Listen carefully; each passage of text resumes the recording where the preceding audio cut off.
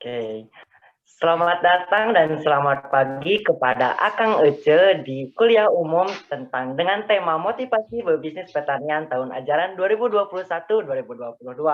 Bagaimana nih Akang Ece semua kabarnya? Kita harap Akang Ece semua dalam keadaan baik-baik ya. Betul banget. Dan juga kita harapkan nih dari semua Kang Ece, walaupun sekarang kondisinya sedang ada COVID ya, sedang naik-naiknya di Kota Bandung, bahkan di wilayah teman-teman juga mungkin lagi pada naik nih. Cuma kita harapin nih dari kita berdua, semoga Kang Ece selalu sehat dan juga semangat terus buat ngikutin kegiatan kuliah perdana nih ya di hari ini. Dan juga buat Akang Ece semua nih yang sudah hadir, dimohon untuk bisa mengganti display name namanya menjadi angkatan underscore nama. Dan juga aku mau ngingetin nih, buat Akang aja semua maupun yang ada di Zoom maupun yang ada di live YouTube juga, buat terus ngikutin kegiatan kita dari awal sampai akhir kegiatan, karena nanti akan ada absen di penghujung kegiatan kuliah kita pada hari ini. Betul banget tuh Kang. Jadi boleh nih kepada Akang Ece semua yang ada di room Zoom ini, langsung aja ganti display name-nya dengan angkatan underscore nama. Nah, kepada Akang Ece juga, apabila tidak ada yang berkendala, baik kendala device atau kendala jaringan, boleh nih untuk on cam untuk temani kita pada acara kuliah kali ini. Betul banget. Nah, kalau aku lihat-lihat nih ya, dan masih ada sekitar 117 orang. Nah, masih kurang banyak nih ya buat Akang Ngece yang join di kegiatan kuliah perdana kita pada hari ini. Dan kalau ngeliat jumlah peserta juga, yang masih belum banyak tadi udah aku bilang juga. Nah, buat Akang Ngece semua bisa nih buat menggantiin Akang Ngece yang lainnya buat langsung join aja di kegiatan kuliah perdana kita pada hari ini. Karena apa? Karena nanti materi yang akan dibawakan akan sangat bermanfaat tentunya, karena pemateriannya berasal dari orang hebat tentunya sudah hadir di antara kita semua ini. Nanti kita bakal bincang-bincang juga bersama beliau yang perusahaannya, kalau aku baca-baca sedikit, koreksi kalau nanti salah ya Kang ya, yang sudah malang melintang nih beberapa negara seperti itu. Betul banget tuh Kang. Jadi boleh nih kepada Kang Ece semua ajak-ajak lagi teman-temannya untuk join kepada room Zoom ini. Nah Kang, sehubungan dengan waktu yang sudah semakin siang juga, kita mulai aja acara kali ini. Bismillahirrahmanirrahim. Assalamualaikum warahmatullahi wabarakatuh. Shalom, Om Swastiastu, Namo Buddhaya, Salam Kebajikan. Pertama-tama, marilah panjatkan puji dan syukur kehadirat Tuhan Yang Maha Esa karena atas berkat, rahmat, dan karunia-Nya kita dapat bisa berkumpul hadir meskipun secara daring pada acara kuliah umum pagi hari ini. Betul banget. Dan juga aku mengucapkan lagi nih ya, selamat siang ataupun pagi menjelang siang nih kepada Kang Wece Pertanian dan tentunya para dosen yang pengajar yang sudah menyempatkan waktunya untuk hadir. Sekaligus salam hormat kami juga kepada pemateri kita pada hari ini, yaitu Kang Hengki Anggo Putra SPMBA, sekaligus CEO dari CV Kerinci Agro. Nah, buat teman-teman semua yang penasaran nih tentang CV Kerinci Agro, bisa langsung ikutin kegiatan kuliah kita dari awal sampai akhir kegiatan. Seperti itu. Nah, betul banget tuh Kang. Gak Abdul nih rasanya dari tadi kita udah berbincang-bincang tentang dari ngajakin teman-temannya. Nah, sebelumnya kita izin perkenalkan diri nih, saya sendiri dan Farhanudin dan akangnya. Saya Raden Fabian Muhammad Hasanuddin. Kami selaku MC yang akan memandu kuliah umum pada kesempatan kali ini. Nah, Akang Ece juga diharapkan dapat menyimak kuliah umum ini hingga akhir acara karena banyak sekali informasi dan materi yang sangat bermanfaat. Dan di akhir juga nanti akan ada link absensi yang akan disebar.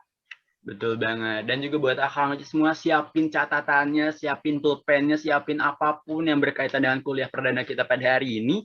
Agar apa? Karena ini euforianya masih baru ya, masih awal masuk nih. Masih ada rasa-rasa malas, tapi jangan kayak gitu. Kita harus tetap semangat buat ngikutin kegiatan kuliah kita pada hari ini. Dan juga benar banget kata Idam tadi, nggak bisa diragukan lagi nih pematerian yang akan datang tentunya bermanfaat. Jadi kepada Akang Ece-nya ini bisa stay tune terus sampai akhir perkuliahan nanti, supaya bisa menarik kesimpulan dan ilmu yang disampaikan itu bisa bermanfaat di akhir kelak nantinya. Oke nih Kang, nih betul banget ya, banyak banget informasi dan materi yang akan disampaikan. Nah, kalau boleh tahu nih Kang, acara ini bedanya dengan kuliah umum hari ini dengan kuliah-kuliah yang sebelumnya itu apa sih Kang? Oke, karena tadi aku udah spill dikit ya, karena ini adalah kuliah perdana, ini masih awal yang baru buat kita semua untuk memulai apa ya, dunia pendidikan yang baru lah ya. Dan tentunya pembedanya ada dari pemateri yang sudah malang melintang perusahaannya. Dan kalau aku singkat saja nih, kalau aku baca tadi CV-nya keren banget, di mana udah berkembang juga. Dan kalau baca Jadi company-nya ini udah expanding into European, American, dan juga Asian market. Nah, tapi tentu aja awal terbentuknya tuh di Kerinci, Provinsi Jambi, dan juga perusahaan ini telah berdiri sampai ke generasi ketiga, yaitu Kang Hengki sendiri, dan juga memiliki visi, yaitu from farmers to farmers. Wah, keren banget, bukan? Keren banget sih Kang itu. Wah, jadi kepada Kang Ece juga harus mengikuti sampai akhir ya Kang Ece. Nah, untuk mempersingkat waktu mungkin Kang, sebelum kita memulai acara pada hari ini, alangkah baiknya kita mulai dengan berdoa supaya acara ini berjalan lancar sampai akhir. Nah, berdoa sesuai dengan agama dan kepercayaan masing-masing dipersilahkan.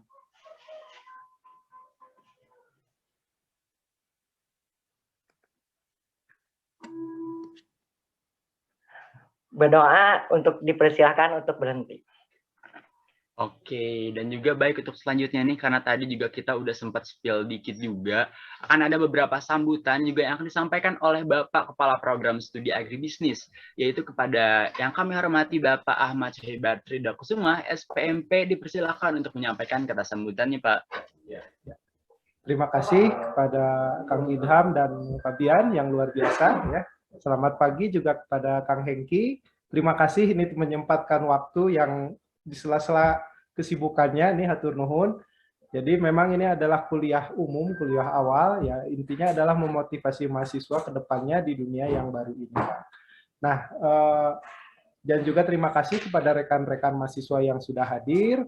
Semoga dari ilmu yang nanti dan pengetahuan yang disampaikan oleh Kang Hengki tentu akan bermanfaat bagi kalian semua dan juga tadi meningkatkan motivasi serta pengetahuan kalian. Demikian dari saya, terima kasih. Wassalamualaikum warahmatullahi wabarakatuh. Hatur nuhun Kang Hengki. Sama Ahmad. Waalaikumsalam warahmatullahi wabarakatuh. Terima kasih kepada Bapak Ahmad Syahibad Ridakusuma, SPMP yang sudah menyampaikan sambutannya. Nah, untuk acara selanjutnya nih, acara inti pada kuliah umum kali ini, yaitu kuliah umum dengan tema motivasi berbisnis pertanian tahun ajaran 2021-2022 yang akan disampaikan oleh Kang Hengki Anggo Putra, SPMBA. Nah, dilihat-lihat nih Kang Hengki udah ada nih pada room Zoom ini. Bagaimana nih Kang Hengki kabarnya pada pagi hari ini? Selamat pagi, Assalamualaikum warahmatullahi wabarakatuh. Alhamdulillah sehat. Saya harap kalian juga pada sehat ya dengan kondisi sekarang ini, bisa menjaga diri masing-masing. Mudah-mudahan kedepannya semakin lebih baik. Amin. Amin Kang. Alhamdulillah Kang baik juga.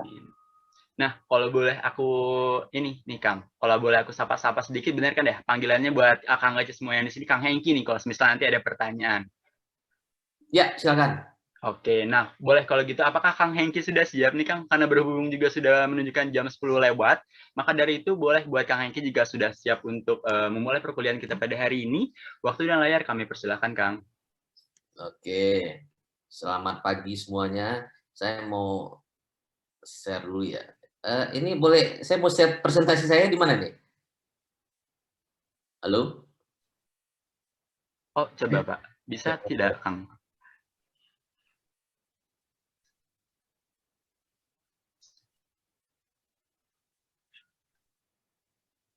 Saya mau share ini saya apa? Di PowerPoint saya.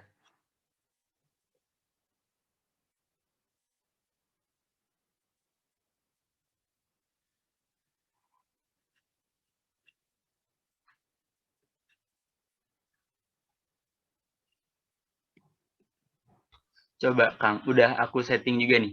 Bisa nggak Kang? Oke, udah. Oke, udah. Oke, udah pada lihat? Sudah Kang, jelas Kang. Sudah Kang. Oke. Jelas. Pertama, saya ngucapin lagi ya, Assalamualaikum warahmatullahi wabarakatuh. Perkenalkan, saya Kang Hengki dari Kerinci Agro. Saya lulus tahun 2006 di jurusan Sosial Ekonomi Pertanian, agribisnis. Apa jurusan sama sekarang nih? Sama Kang, sama. Sama ya. Rubah nama. Saya angkatan tahun 2000. Angkatan 2000. Selesai kuliah tahun 2006. Setelah itu saya melanjutkan kuliah saya di Sekolah Bisnis Manajemen ITB, jurusan MBA ya, lulus 2014. Selesai kuliah di Sosial Ekonomi Pertanian, saya langsung mendirikan perusahaan CV Kerinci Agro ya, yang bergerak di bidang rempah-rempah, khususnya kayu manis. Waktu itu saya nggak tahu mau ngapain ya, kuliah kerja nggak bisa, kerja kita nggak biasa, pengangguran. Akhirnya ya untungnya saya ada background juga di kayu manis, akhirnya saya mendirikan perusahaan kayu manis. Company profile saya 2006 saya dengan CV Kerinci Agro, berlokasi di Kabupaten Kerinci, Provinsi Jambi. Kapasitas produksi saya 100 ton per bulan, di mana pasar-pasar saya itu bisa dikatakan 90% itu ke luar negeri ya, fokusnya ke ekspor ya, ke Amerika, Eropa, Jerman, Belanda, Polandia, dan ada Asianya di Vietnamnya. Itu bisa tembus ekspornya itu di 2013 ya. Jadi sebelum 2013 itu saya jualnya lokal. Alhamdulillah 2013 kita berkembang. 2016 ini saya mengerjakan project sustainable trade, khususnya organik. Untuk secara garis besar saya ingin memperlihatkan usaha saya itu gimana ya. Sebentar. Supaya mendapatkan gambaran besar.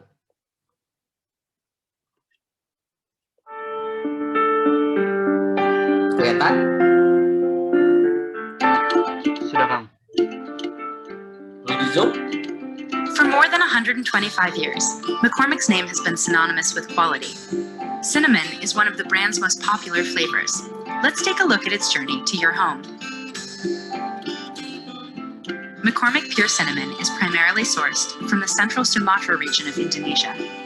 It can take up to 20 years for cinnamon trees to develop the high volatile oils that give our cinnamon its warm, sweet, and slightly spicy flavor and rich mahogany color.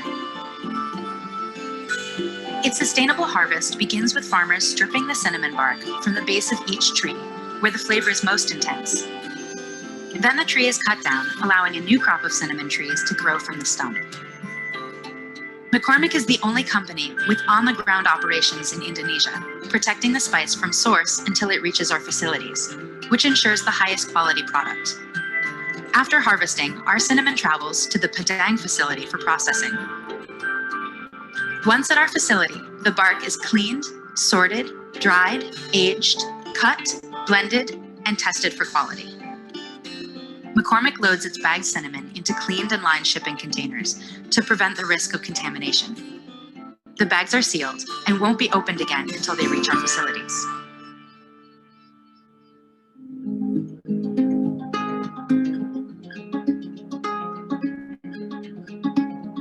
Upon arrival at our global operations, the cinnamon is unloaded and cleaned with our proprietary steam technology, a natural and chemical-free process. The clean cinnamon is blended to meet the desired volatile oil level and ground to a very fine particle size to maximize the flavor release of the product. Throughout the entire process, random samples are collected for quality testing to evaluate many factors such as density, moisture, and volatile oils for flavor.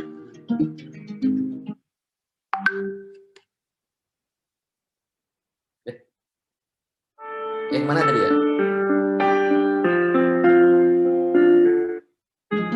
The clean cinnamon is blended to meet the desired volatile oil level and ground to a very fine particle size to maximize the flavor release of the product. Throughout the entire process, random samples are collected for quality testing to evaluate many factors such as density, moisture, and volatile oils for flavor. Finally, the ground cinnamon is funneled into sanitized bottles that are topped with airtight seals, capped, labeled, and shipped off to stores around the globe. It's been a long journey with many steps to protect quality. but McCormick Cinnamon is ready to add 100% pure flavor to your favorite dishes.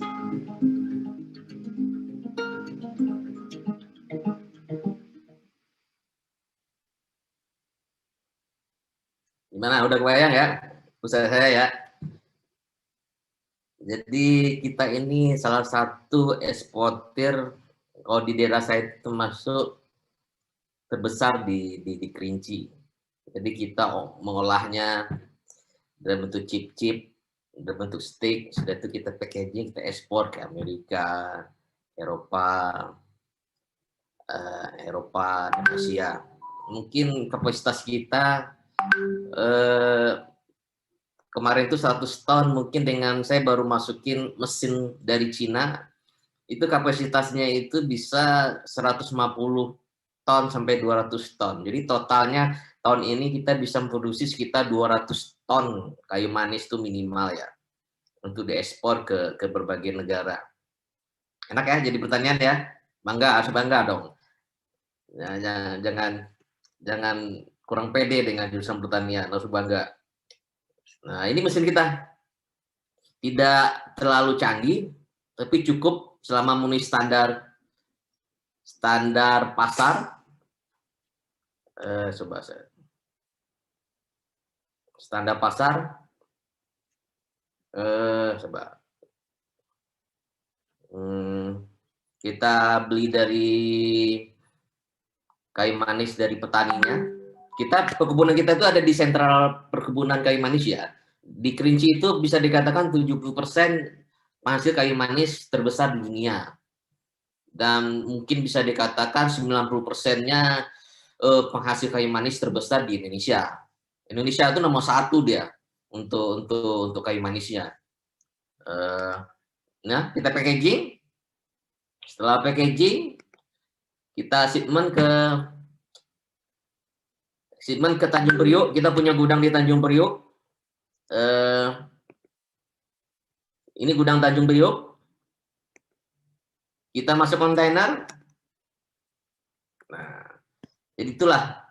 Sampai sekarang, alhamdulillah kita sudah berkembang ya, dengan kita melakukan penambahan gudang baru, mesin baru, dengan standar food safety. Jadi begini loh. Mungkin saya mau bagi cerita loh. Mungkin kalian merasa bahwa jurusan pertanian itu apa sih?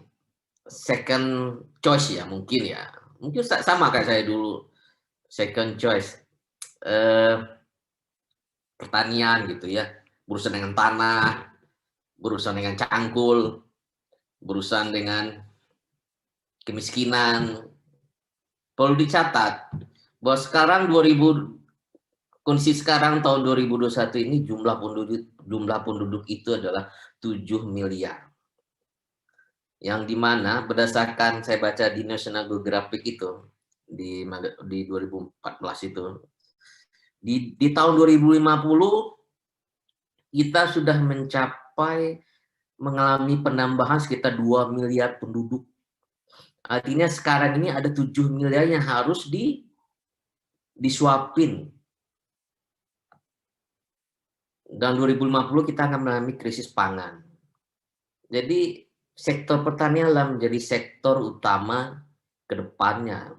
Jika Anda memperhatikan perusahaan-perusahaan besar, banyak perusahaan asing datang ke Indonesia untuk mencari lahan untuk membangun pertanian. Jangan sampai kalian generasi muda ketinggalan untuk itu. Oke, jurusan lainnya oke lah. Tapi bisnis itu memiliki potensial bisnis sangat luar biasa. Saya memulainya dari zero ya. Mungkin saya mau share nih. Dari nol. Dan saya berkembang secara eksponensial. Dengan tahun-tahun kemarin aja penjualan saya sudah 4,5 juta dolar. Artinya sekitar 55 miliar. Dengan hanya fokus selama 6 tahun. Dan permintaan itu tidak semakin berkurang, malah semakin bertambah ya.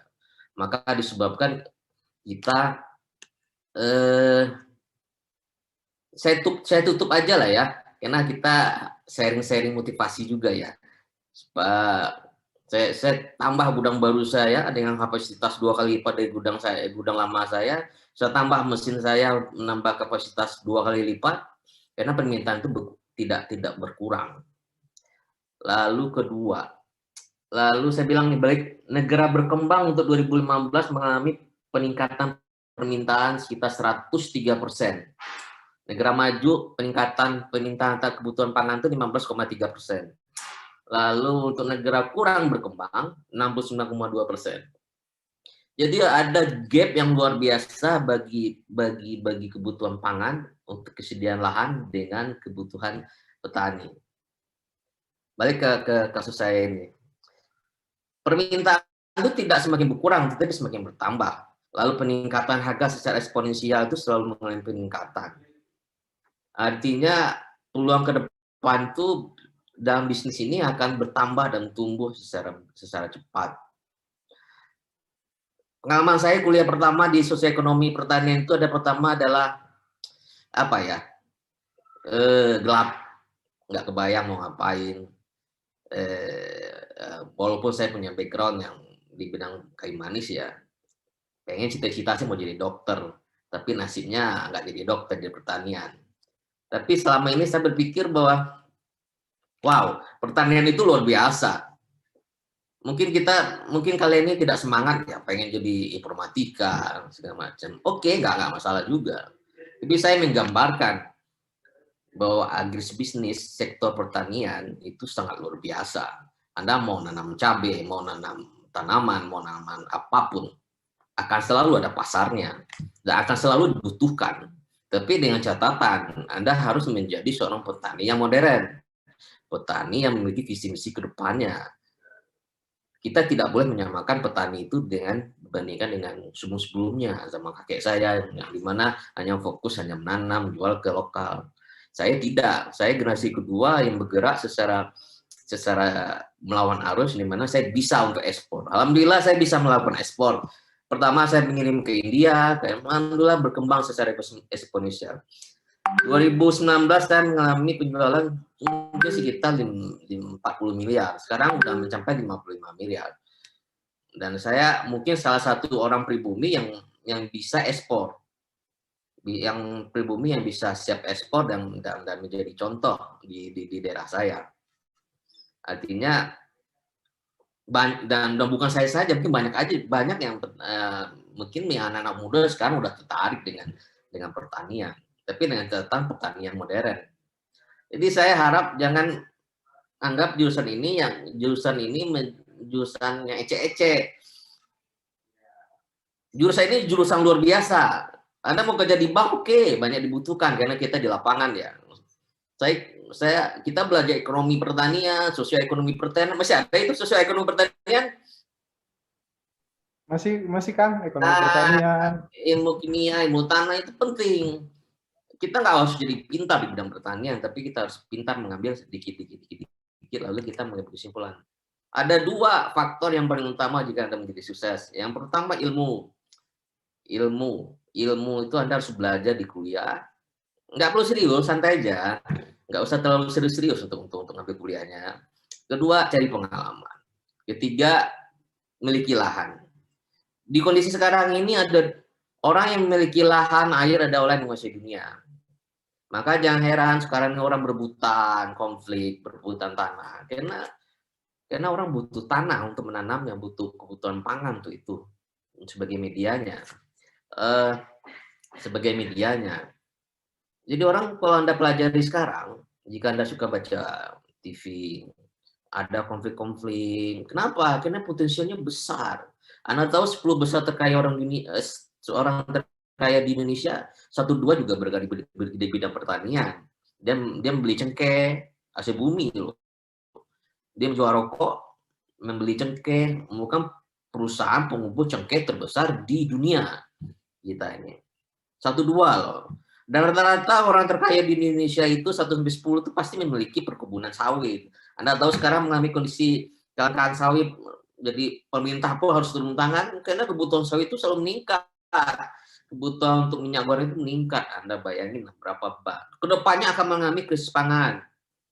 Anda bayangkan ke depannya akan memiliki potensi yang besar di sektor pertanian.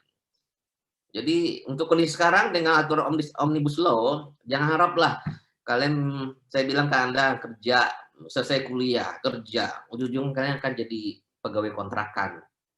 Hanya dikontrak berapa setahun, 2 tahun, 3 tahun. Dan itu aturannya. Karena akan sangat pro terhadap pembisnis. Jadilah seorang entrepreneur. Kalaupun menjadi seorang pegawai, jadilah jadi orang yang ahli. Kita tidak, mindsetnya harus berubah. Zaman saya mungkin selesai kuliah kerja, oke, settle. Zaman sekarang udah nggak gitu. Perputarannya sangat cepat, perubahan sangat cepat. Sekarang ini kalian harus menjadi orang ahli. Mau ahli las, nggak apa-apa, tapi kamu ahli di las. Ahli di masak, nggak apa-apa, kamu ahli di masak. Jadi dalam pertanian, nggak apa-apa, kamu ahli di pertanian. Tapi pertanian itu memiliki peluang yang sangat besar, bisnis yang sangat besar. Apalagi Jawa Barat ini memiliki potensi yang besar. Bagi anak-anak yang di luar daerah, masuk luar daerah, belajar banyak, cari pengalaman, punya lahan baik. Mau ngolah lele, silakan, tapi dengan modern ya. Mau berternak, silakan, tapi modern ya. Semua memiliki potensi yang sangat besar. Karena akan mengalami kekurangan sampai sekarang, sampai ke depannya. Karena akan mengalami pertumbuhan penduduk yang sangat signifikan. Climate change jadi pengaruh juga. Akhirnya saya jamin perusahaan-perusahaan besar akan datang ke Indonesia untuk mengolah lahan kita. Jangan sampai kita memiliki lahan tapi hanya dimiliki orang asing. Jangan sampai. Kalian ini generasi muda yang milenial, dikatakan milenial, coba belajar. Karena banyak Tani Hub, banyak itu memiliki nilai berebutan lah nilai ekonominya. Nih, mengenai kayu manis lagi. Indonesia sudah saya bilang katakan bahwa Indonesia itu nomor 1 di dunia. Memiliki pasar 4 billion, 1,5 juta ton. Mengalami peningkatan nih. Lalu peningkatan konsumsi rempah-rempah. Karena masyarakat sekarang mengalami sosialisasi, mengalami keterbatasan. Mereka lebih suka masak di dapur, nggak suka keluar. Konsumsi kebutuhan yang rempah-rempah kayak gini udah mulai peningkatan. Ini produk kita nih. Saya kasih kesempatan berapa menit sih? Halo? Halo? Kurang lebih 1 jam, Kang. Oh, 1 jam ya, banyak juga ya. Nih, bagaimana cara memulainya? Oke, saya memulainya. Memulainya saya hanya memiliki visi. Gudang saya jelek banget lah pokoknya. Sebentar, saya mau share juga nih. Jelek banget lah gudang saya nih. Kalau dibayangin, mana nih? Saya agak gaptek sebenarnya. Bentar, mana nih? Oke. Mana gudang saya nih?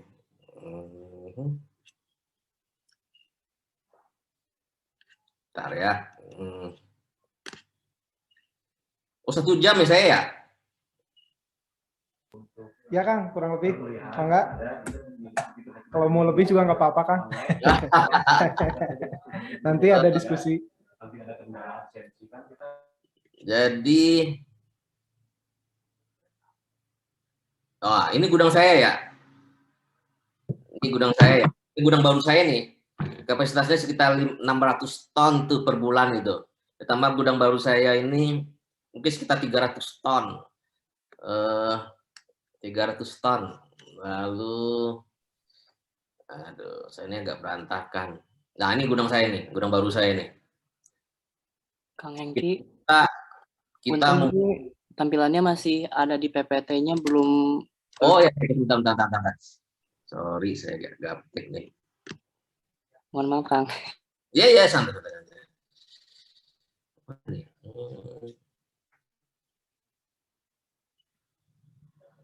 Bentar ya.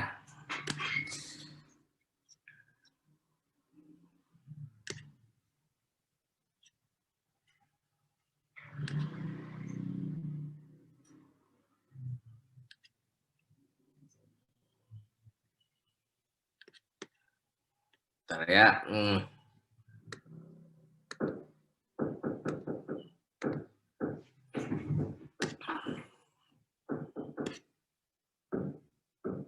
Halo? Udah, oke.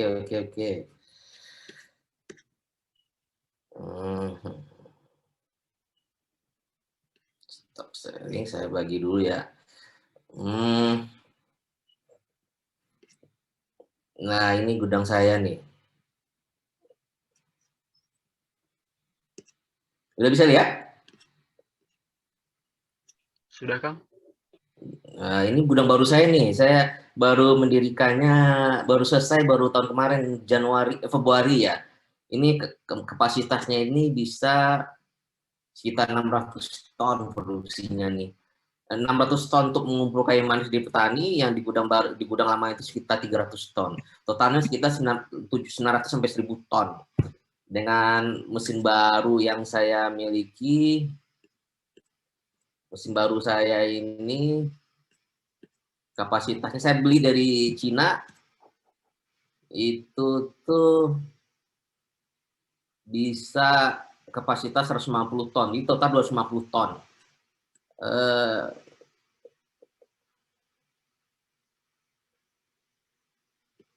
Halo? Nah, jadi seperti itulah kondisinya. Ya. Bagaimana saya memulai? Kan begitu ya? Bagaimana saya memulai? Gimana ya saya mulai ya? Pertama, ya sama kayak kalian juga sih. Selesai kuliah 2006, ada kesempatan ngelamar kerja, tapi perasaan saya nggak ke sana. Jadi saya hanya fokus. Zaman itu kan nggak internet kan nggak terlalu kenceng ya. Dulu kita pakai apa ya? Kayak di tempat itu sewa internet sejam 2 jam, sejam 2 jam, sejam 2 jam, itu aja terus ngirim email,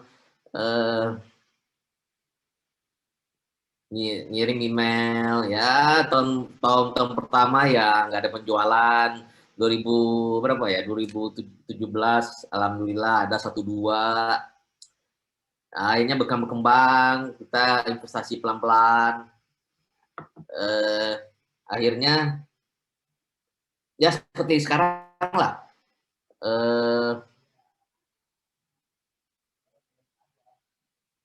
Seperti sekarang lah.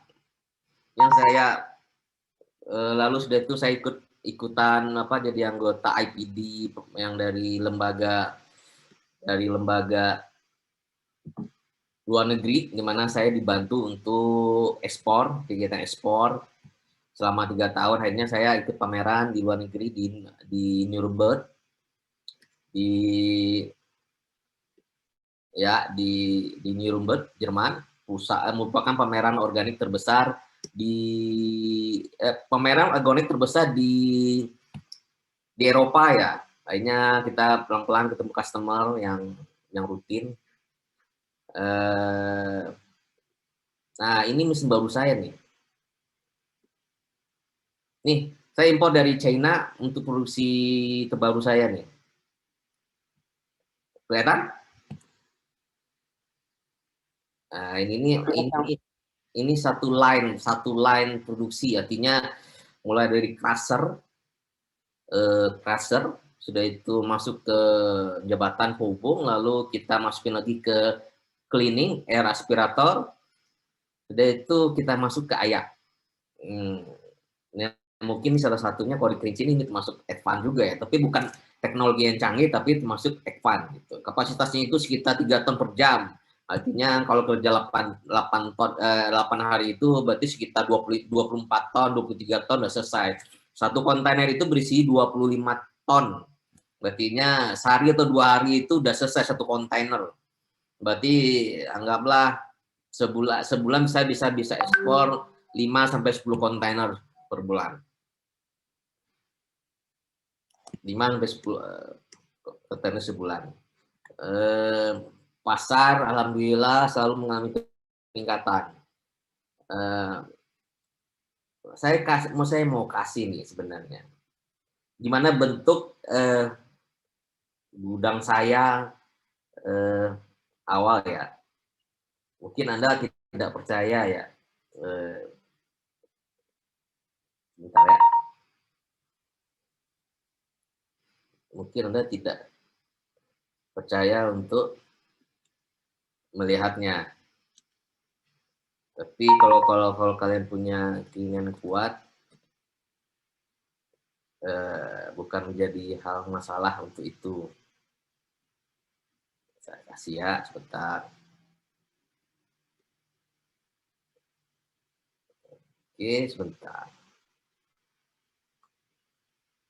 Yang kaget ya, bismillah. Udah lihat?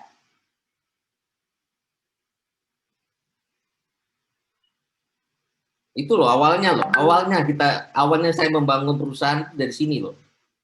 2000 berapa ya? 5 tahun yang lalu, berarti 2000 berapa itu? Saya memulainya tuh. 2016.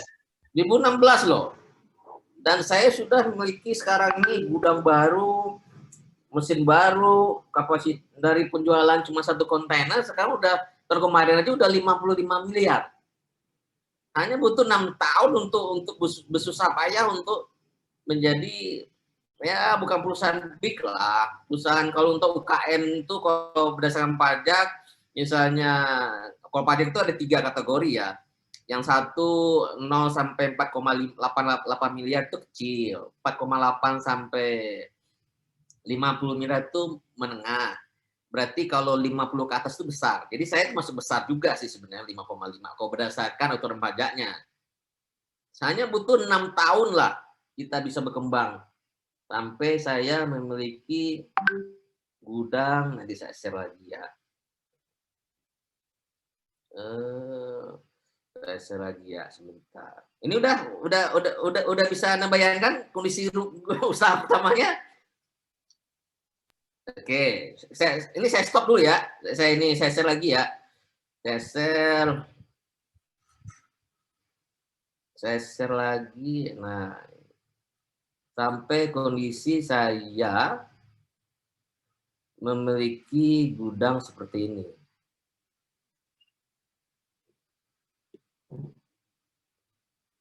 Mana ya?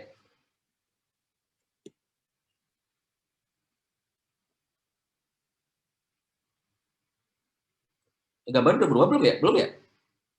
Sudah Kang, sudah terlihat. Sudah kelihatan ya? Jadi sampai saya memiliki gudang, saya mesin. Ya alhamdulillah ya, alhamdulillah kita memiliki visi, misi, kita tahu apa yang kita kerjakan. Ya berkat jurusan pertanian loh. Kalau nggak saya jurusan pertanian mungkin nggak akan sampai kayak gini. Jadi jangan menganggap remeh jurusan pertanian khususnya agribisnis. Potensialnya sangat besar. Lagian sudah nggak zaman lagi kalian nih untuk cari kerja. Be yourself, bikin branding. Fokus, kerja keras, tekun. Itu aja. Pinter nggak terlalu pinter, nggak usah terlalu pinter. Nggak usah IPK tinggi-tinggi amat. IPK saya juga nggak tinggi-tinggi amat. Kita termasuk orang malas-malasan juga di pertanian. Biasanya juga nongkrong di depan masjid atau masih aja musola masih ada ya kalau nggak salah ya.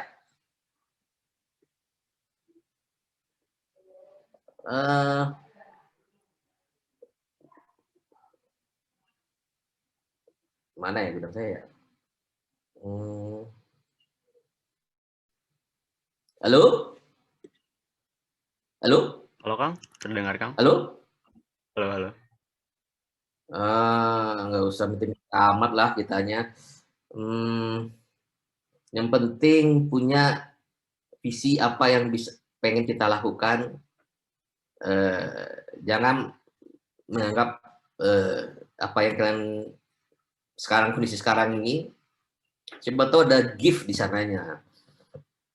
Pertanian itu sangat luar biasa. Apalagi mau bisnis apa?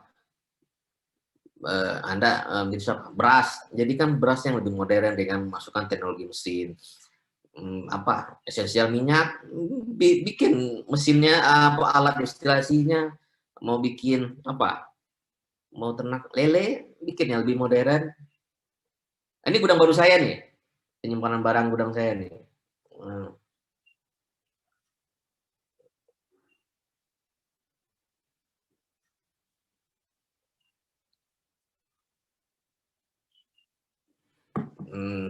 Itulah saya sejam lama juga ya. Jadi pelan-pelan, mudah-mudahan ketemu jalannya. Saya harap nih nanti ke depan nih di angkatan ini yang angkatan berapa ya, 2019, 2020, 2021 ini bisa mengubah mindsetnya. Kalau ada mindsetnya percaya bagus, maksudnya jangan, mungkin karena saya punya pengalaman saya pernah ngalaminya, kondisi ada nih saya pernah ngalaminya.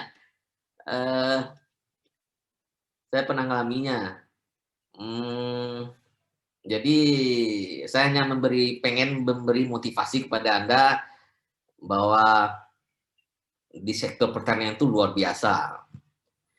Jika jadi Anda jangan kuliah di sosioekonomi pertanian itu apa sih? Jika Anda mengerti nanti suatu saat Anda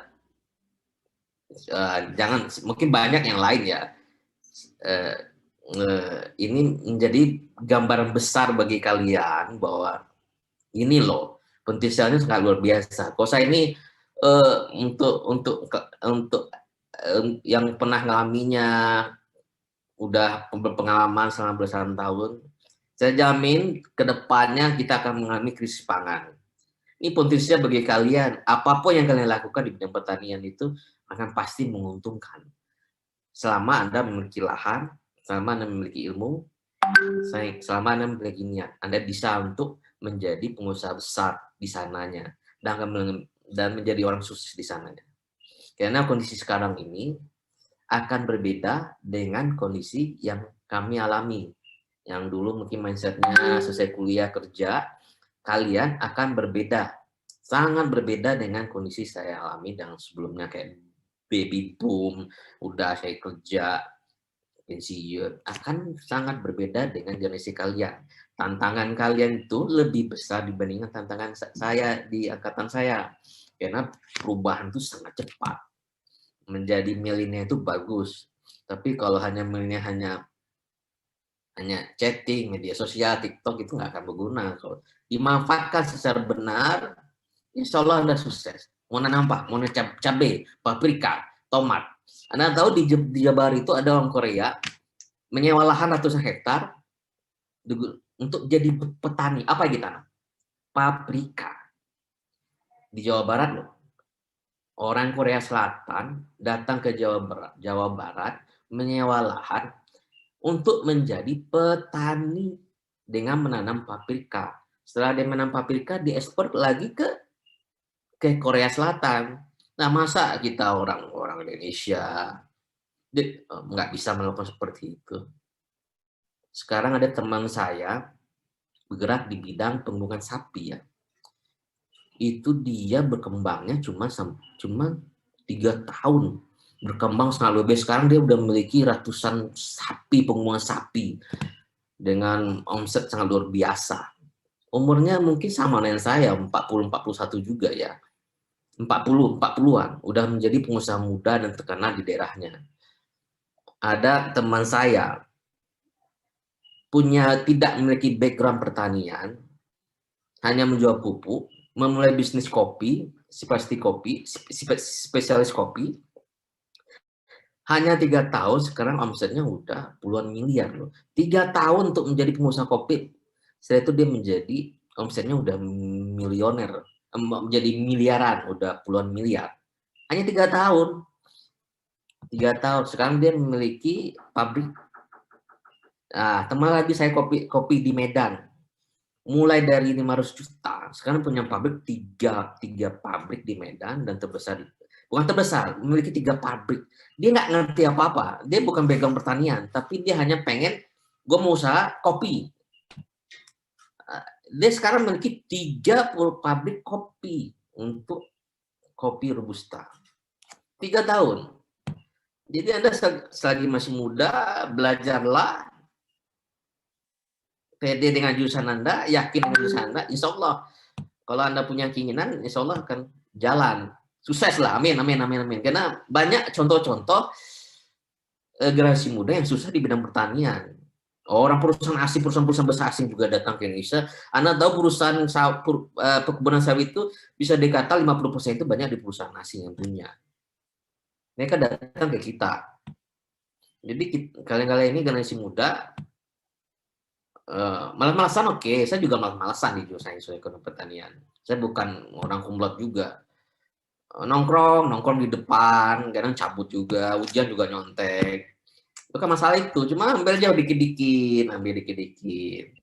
Motivasinya harus naik lagi gitu. Jangan asumsinya kita ini main tanah, kotor, cangkul, kayak gitu kan jurusan pertanian. Jangan, zaman sekarang udah berubah. Zaman saya udah berubah. Kita menjadi petani modern, itu akan menguntungkan. Nah, percaya sama saya deh. Dalam jangka waktu tertentu, insya Allah mungkin kalian ini mau mendengar kata saya, insya Allah akan menjadi pengusaha sukses nanti. Amin. Mana lagi ya?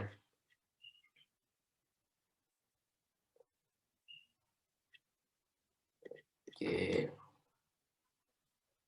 Jadi mungkin itu saja ya. Saya hanya memberi motivasi ya. Kalau ilmu mah gitu-gitu aja ya.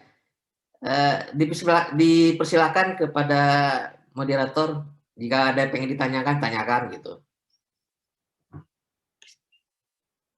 Halo? Halo Kang, pemateriannya udah nih Kang? Gak usah yang lebar deh, udah kebayang kan? Apa yang saya habis lihat. Ya karena kan pematerian tadi sudah diberikan juga oleh Kang Hengki juga. Ini buat Akang Ngeci semua yang penasaran tentang bagaimana bisnisnya nanti berjalan, boleh buat langsung aja ditanyakan. Nah, boleh nih buat udah ada yang raise hand juga. Tadi dari Regita dulu ya. Boleh buat Regita Febrianti dari angkatan 2021 langsung saja bertanya, Ce. Baik, Kang. Terima kasih banyak atas kesempatannya. Sebelumnya, perkenalkan nama saya Regita Febrianti dari Angkatan 2021. Tadi telah dijelaskan oleh Kang Hengki bahwa bisnis kayu manis ini sangat berkembang pesat ya, Kang. Nah, yang ingin saya tanyakan, bagaimana sih latar belakang Akang sehingga memilih bisnis kayu ini, dan apakah dalam menjalani bisnis ini ada kendala? Nah, apabila ada kendala, bagaimana sih cara Akang mengatasinya? Terima kasih, Kang. Oke, makasih Regita ya, angkatan 2021 sesuai ekonomi pertanian ya. Latar belakang saya benar, saya memiliki latar belakang di mana keluarga saya ini dari kakek saya itu pengumpul kayu manis ya.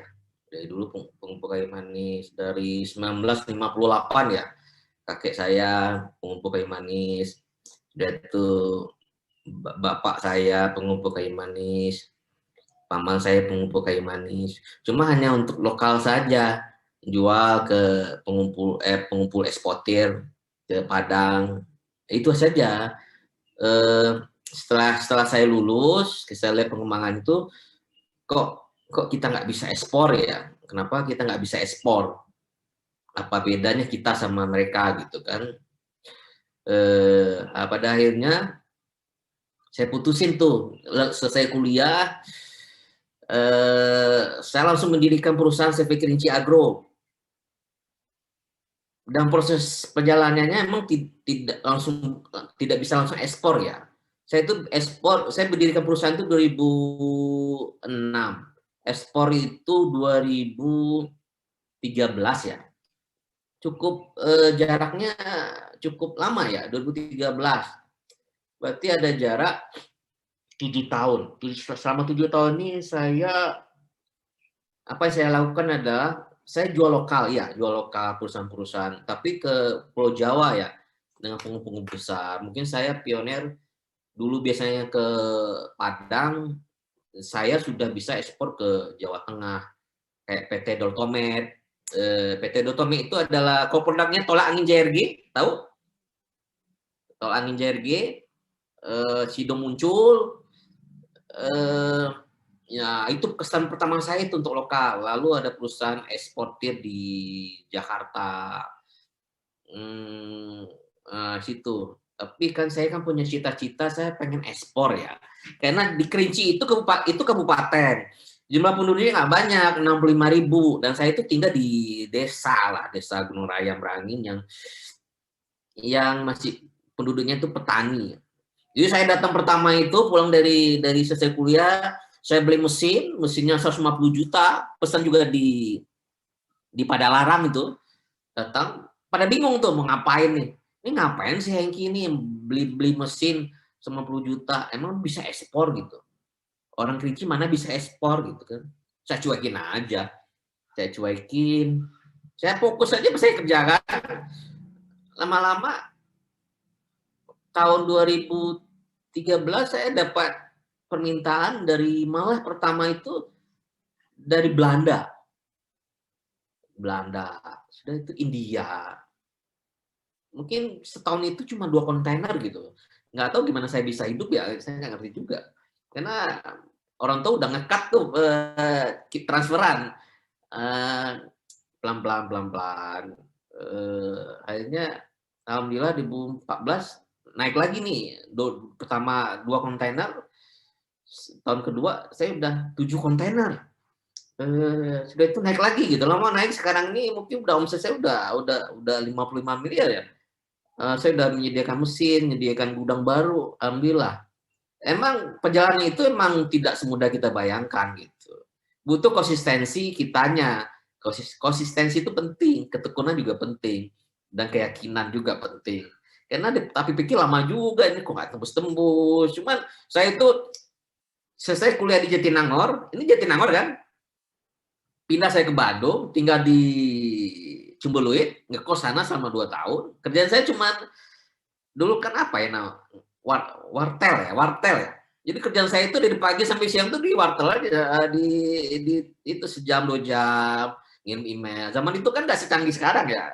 Dulu kita nyewa itu sejam tuh Pak, kirim. Alhamdulillah nyangkut gitu. Sudah itu kita diundang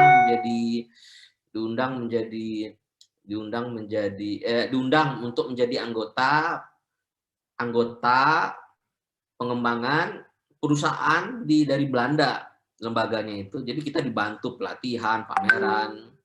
Lama-kelamaan orang pada perusahaan kita udah pada tahu di Eropa ternyata. Nah, situ berkembangnya.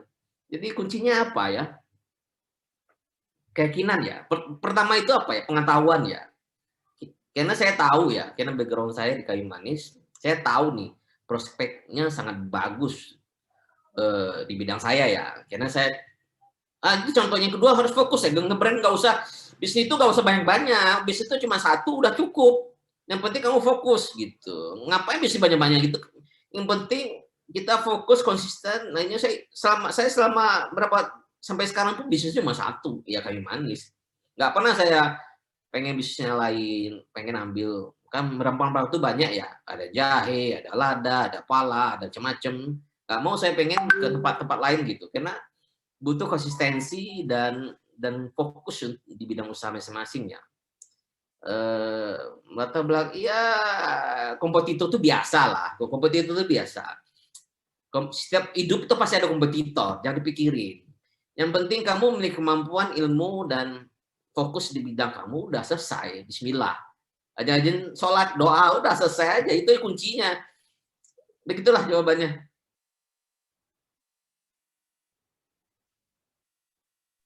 Oke, terima kasih banyak atas jawabannya, sangat menginspirasi sekali bagi saya. Terima kasih Bapak. Ya, semangat. Oke, terima kasih nih untuk pertanyaan pertama bagi Cire kita yang sudah menanyakannya. Untuk pertanyaan kedua yaitu dari angkatan 2019 atas nama Kang Reza. Boleh untuk langsung on cam dan on mic aja.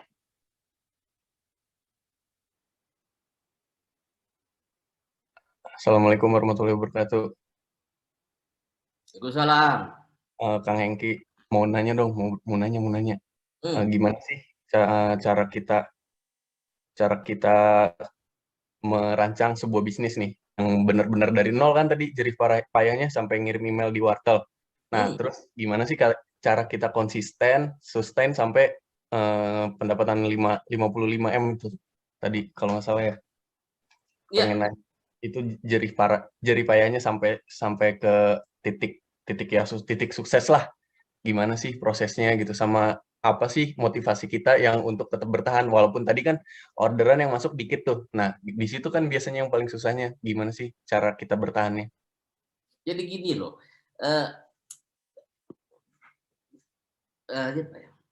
visi itu penting ya. Visi itu penting ya. Visi itu penting juga tuh. Jadi gini, saya dulu kan UMPTN nih. Lulus saya angkatan 2000 nih. UMPTN itu setahun tuh cuma sekali. Pilihannya cuma, saya kebetulan IPA, kalau kalian kan banyak tuh tes-tesnya. Kalau saya setahun sekali. Saya pengen jadi dokter.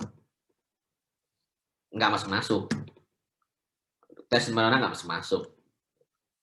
Tes kedua, lalu saya ikutan bimbel nih di SSC nih ya. Selama setahun nih, kecewa nih. Pada teman-teman pada selesai kuliah, pada masuk kuliah, ada yang di teknik elektro ITB, teknik industri ITB, dokter gitu. Wah, minder ya.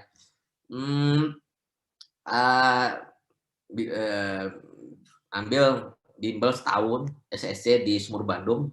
Tahu nggak itu? Sudah itu kita lalu UPTN kedua nih. Nggak mungkin dong gagal lagi, umur udah bertambah, tua kan, jadinya mikir gitu, apa sih mau ke depannya, 5 tahun ke depannya nih gitu, ngambil jurusan seadanya, nanti mau kerja apa gitu. Kita cuma ngerti keluarga kita backgroundnya pengusaha, bisnis, pedagang, itu 2.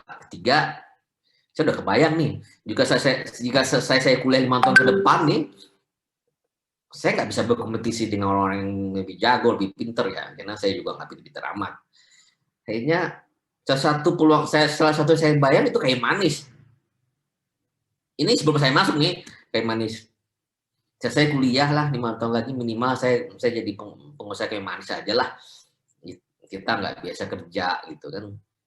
Ya udah saya ngambil jurusan pilihan pertama itu, satu itu malah pilihan pertama itu sosial ekonomi pertanian 4 loh. Kedua di mana gitu. Alhamdulillah lulus gitu kan. Ngekos di Jatinangor. Ya pertama sih nggak semangat juga, malas-malasan juga. Jurusan pertanian ya, ngapain gitu. Saya cuma ambil waktu itu pengennya ngambil aja di bisnisnya aja gitu. Ngapain sih cangkul panas gitu kan. Tapi lama-lama saya pikir dalam proses perjalanan hidup saya, itu kuncinya, betul loncatan saya akhirnya. Kalau saya pikir saya jadi dokter, mungkin saya nggak bisa seperti ini ya. Udah fokus aja, selesai kuliah 2006, udah kebayang nih mau ngapain ya, jadi udah langsung nawarin produk, keliling-keliling, sempat ditipu juga, nggak apa-apa. Proses perjalanan hidup kayak gitu, fokus aja, fokus, konsisten. Terus, alhamdulillah ketemu orang yang tepat, PT Deltomed itu, perusahaan tol Anija gitu. Deltomed itu perusahaan terbesar di Jawa Tengah loh, konglomerasi itu. Ketemu mereka datang, kok bisa ketemu. Lalu ketemu buyer dari Belanda, tiba-tiba datang ke Kerinci gitu, nggak kebayang tuh tempat saya udah jelek banget gitu, gudang saya jelek banget, kaget tuh. Dia pegawai juga kaget banget, pegawai pekerja seadanya aja, aduh. Jadi kurang pede banget mereka datang tuh. Tapi mau nggak mau ya, kita harus jujur terhadap diri sendiri ya, jujur terhadap ini perusahaan kita ada. Ya kecil, jelek gitu kan. Terserah you lah mau nerima atau enggak. Yang penting gue ngasih produk sama you dengan kualitas yang baik ya, bukan pengen nipu-nipu ya. Akhirnya sampai sekarang mereka ketawa-tawa aja. Lihat pegawai saya, gudang saya. Oke, nggak masalah katanya. So far gitu, selama kamu bisa ngirim kualitas bagus, Belanda loh. Itu Deltomed itu datang lagi, dia ketawa-tawa juga, ya nggak apa-apa lah Pak, namanya juga usaha, kamu masih muda gitu. Umur saya waktu itu 2006 itu berapa ya? Berapa umur mungkin 20-an ya, 22 ya mungkin. Ya sekitar itulah. Nah, kamu masih muda, oke lah gitu. Chinese loh, nggak apa-apa lah. Proses awalnya kayak gitu. Lanjut gitu ya. Nggak apa-apa selama kamu bisa kualitas terjaga, kita beli kok. Gitu. Alhamdulillah saya menjalin hubungan dengan baik sama mereka. Ya, itu kuncinya ya konsistensi, kejujuran. Faktor itu juga sih. Yang penting kalian visi kalian ngapain gitu. Jangan malu gengsi gitu. Mau jadi teman saya ada jual bakso tapi pengusaha bakso yang sukses kok. Punya cabang berapa banyak di Jatinangor. Saya kuliah jadi pengusaha bakso. Ada juga di Lembang juga kentang sukses. Menjadi tauladan di desanya.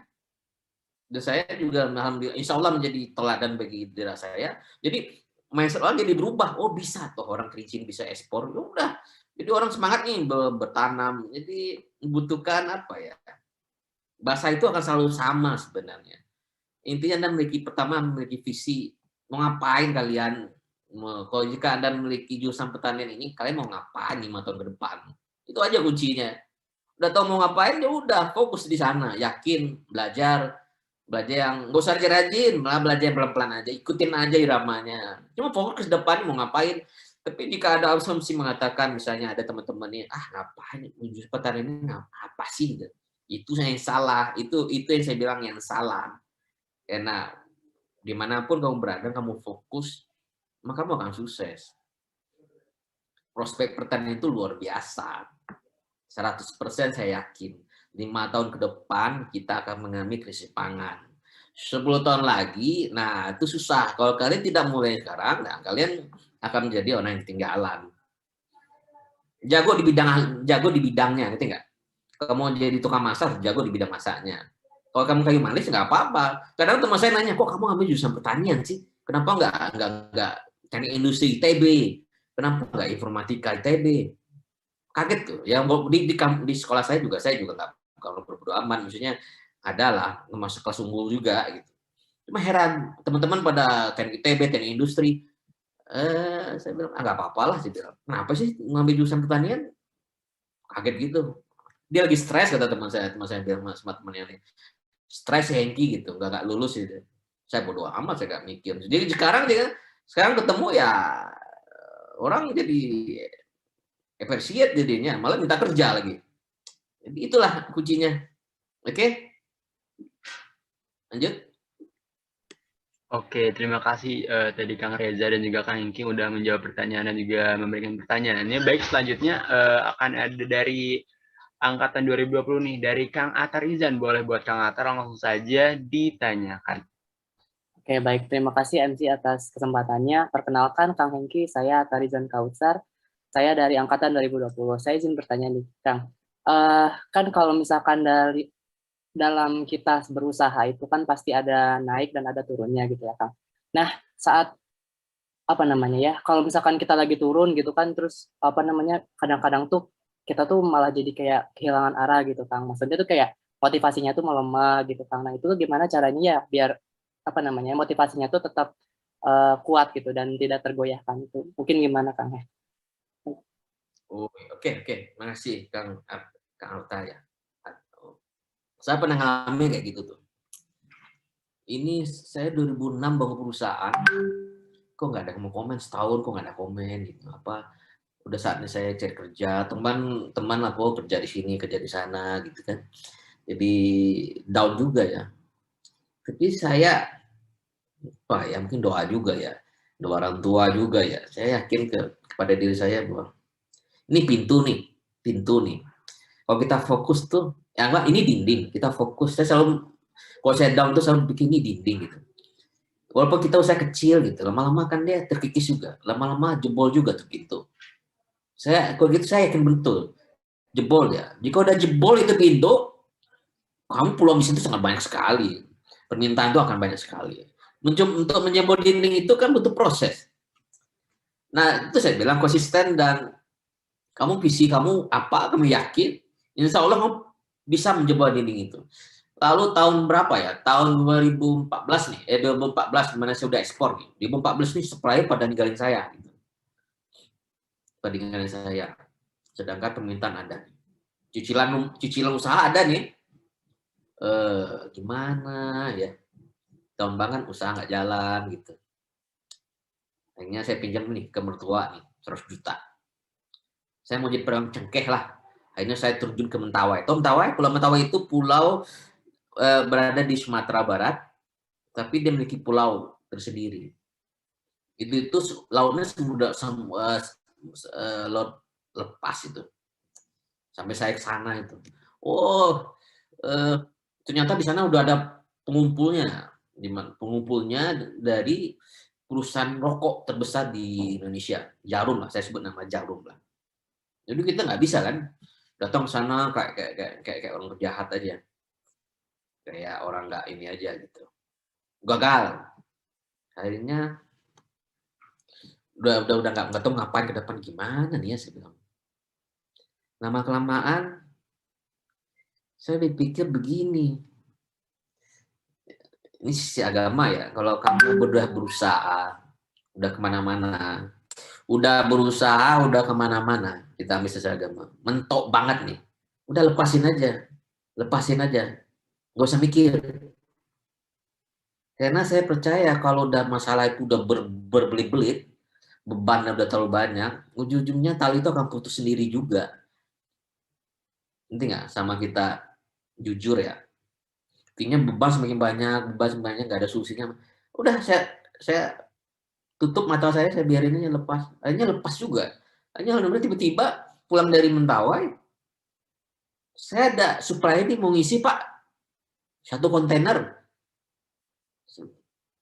Itu jalan-jalan Allah ya, jalan-jalan Allah ya. 1 kontainer lama-lama terus sampai akhir tahun saya ditolong sama supplier itu gitu. Dari Bukit Tinggi ya. Akhirnya saya kebantu, saya ngumpul lagi tuh dana, semangat lagi saya nih. Sampai saya ngisi ke satu perusahaan atau itu sampai 100 ton sebulan gitu. Sampai pekerjaannya udah nggak kuat lagi gitu. Jadi itulah, kalau kamu mentok banget, udah tutup mata aja. Insya Allah lepas itu talinya tuh, tali permasalahan itu. Oke? Ya, ada tanya lagi? Oke, bagaimana Kang Atar? Apakah udah cukup jawabannya? Oke, sudah sangat cukup MC dan Kang Hengki. Terima kasih banyak atas jawabannya. Oke, terima kasih kepada Kang Atar dan Kang Hengki juga yang udah menjawabnya. Untuk pertanyaan selanjutnya yaitu pertanyaan dari angkatan 2021 yaitu Cerini. Boleh kepada Cerini langsung aja on. Baik, bismillahirrahmanirrahim. Izin bertanya kepada Kang Hengki. Dalam memulai sebuah bisnis, pastinya kita harus melihat peluang juga ya, Kang. Yang ingin saya tanyakan, peluang seperti apa yang Kang Hengki lihat pada waktu itu sehingga Kang Hengki berani untuk memulai bisnis tersebut, dan juga bagaimana sih cara kita mencari atau membuat sebuah jaringan baik dalam lokal ataupun luar negeri gitu, sehingga produk kita bisa tersalurkan gitu, baik secara ekspor maupun kepada lokal gitu. Terima kasih, Kang. Itu saya bilang pertama kali itu, kita mau bisnis, yang paling utama itu adalah bukan uang, bukan modal. Yang pertama itu knowledge ya, ilmu ya. Ilmu yang paling penting. Kamu punya uang banyak, modal banyak, kalau nggak ada ilmu cuma nol juga nanti. Ilmu itu menjadi prioritas utama, karena Anda bisa mengetahui ya, sebelumnya bisnisnya, peluangnya apa,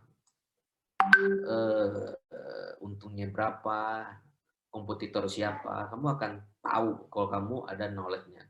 Kamu mau knowledge perkembangan sapi, bagus. Mau punya pengetahuan di pengembang-biakan ikan, bagus. Tapi punya knowledge ya. Jangan kamu pengen nyoba-coba tapi nggak punya knowledge, jangan. Bisnis itu jangan kayak gitu. Bisnis itu harus punya knowledge. Saya punya knowledge ya di kayu manis, sederhana itu aja. Saya menguasai kayu manis, saya menguasai kopi gitu. Itu aja. Saya nggak ngerti IT, nggak ngerti bisnis ini, cuma saya kayu manis. Walaupun customer saya itu perusahaan rempah ya, dia memiliki permintaan itu nggak kayu manis saja. Ada lada, ada pala, ada jahe, ada minyak, ada macam-macam lah. Produk pertanian kan Indonesia kan banyak. Cuman saya selalu bilang bahwa saya branding saya kayu manis, mengontrol saya di kayu manis. Saya nggak bisa mengontrol semuanya. Yang saya kontrol ada produk saya. Jadi orang customer saya tertanam kalau untuk kayu manis ya Kerinci Agro, ya Hengki ada kayu manis gitu. Jadi saya sampai sekarang branding kayak gitu. Saya nggak mau kemana-mana, tetap di kayu manis. Kayu manis ya Hengki, kayu manis ya Kerinci Agro gitu. Untuk menjaga relasi itu, untuk mendapat relasi ya fokus kepada usaha kita. Lama-lama kita ketemu relasinya. Itu ya kejujuran juga penting ya, itu penting juga. Kita jangan loncat sana loncat sini, merusak hubungan sama orang lain, itu nggak boleh itu akan menghilangkan kesempatan kita, bukan menambah kesempatan tapi mengurangi kesempatan kita. Saya sudah banyak contoh teman-teman yang gagal terhadap trust, itu tuh udah gagal. Relasi itu akan dalam prosesnya akan berkembang, karena kalau saya lihat dari perkembangan hidup saya itu, kamu level ini nanti naik lagi level ini. Ya kamu udah level naik, udah proses level ini, kamu naik lagi di proses lain gitu. Jika pada saat level tertentu, bukan Anda yang mencari relasi, orang mencari Anda gitu. Relasi Anda akan ketemu orang-orang yang sesuai dengan level Anda. Percaya nggak percaya seperti itu katanya. Jadi kepercayaan itu penting, ilmu itu nomor 1. Maka kalian harus banyak belajar. Apa yang pengen, visi kalian ada, misalnya apa gitu. Kalian harus belajar. Jangan, nggak ada duit, nggak ada modal. Nah, saya jamin nggak perlu duit modal. Jika Anda punya knowledge, udah punya knowledge yang Anda ini kuasain, nah, peluangnya ada. Ada knowledge, pasti ada peluang. Ada peluang, maka insya Allah sukses. Udah itu aja. Oke? Oke, gimana nih buat share ini? Apakah sudah terjawab pertanyaannya? Siap, insya Allah, Kang. Terima kasih, Kang Hengki, atas jawabannya.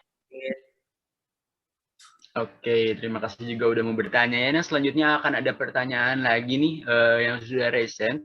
Terlebih dahulu itu dengan nama 2019_ Kang Pascal Christian. Boleh buat Kang Pascal langsung saja buat ajukan pertanyaan, Kang.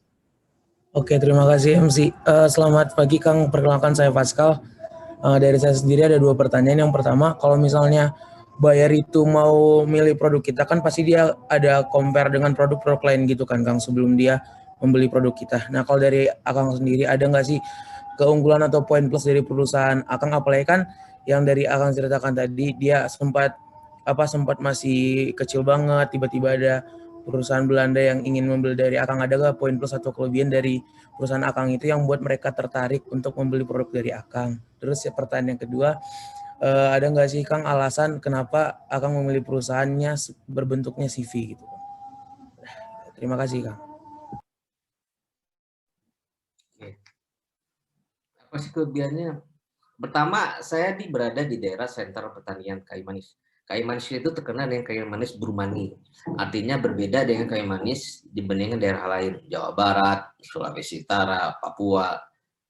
Dan merupakan penghasil terbesar di Indonesia. Aromanya berbeda. Ini kualitas ya, maka orang tertarik ya. Berbeda dibandingkan daerah Lampung. Aromanya lebih kuat. Gitu. Orang lebih prefer ke kayu manis Kerinci. Walaupun Vietnam juga ada, Cina juga ada, Sri Lanka juga ada. Tapi kebanyakan mereka ekspor barang dari Kerinci. Itu satu. Kenapa saya gitu? Padahal gudang butut segala macam. Mungkin dia melihat saya ini apa ya? Masih muda zaman itu ya, umur 20-an ya. Mau usaha segala macam. Mungkin itu mungkin nilainya. Kalau dilihat orang melihat gudang saya, orang nggak mau beli barang-barang ke sayanya. Mungkin laki juga sih.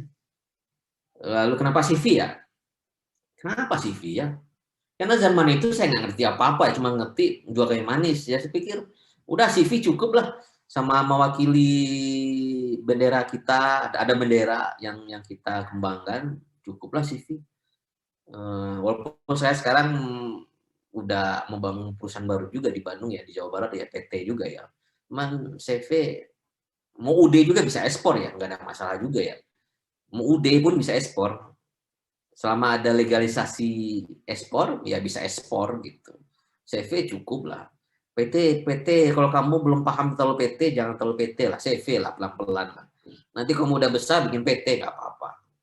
Karena PT itu agak lebih rumit pengolahannya, pajaknya, segala macam. CV cukup untuk pemula. Nanti kalau kamu udah berkembang, naik PT nggak apa-apa. Saya pikir CV udah cukup, oke?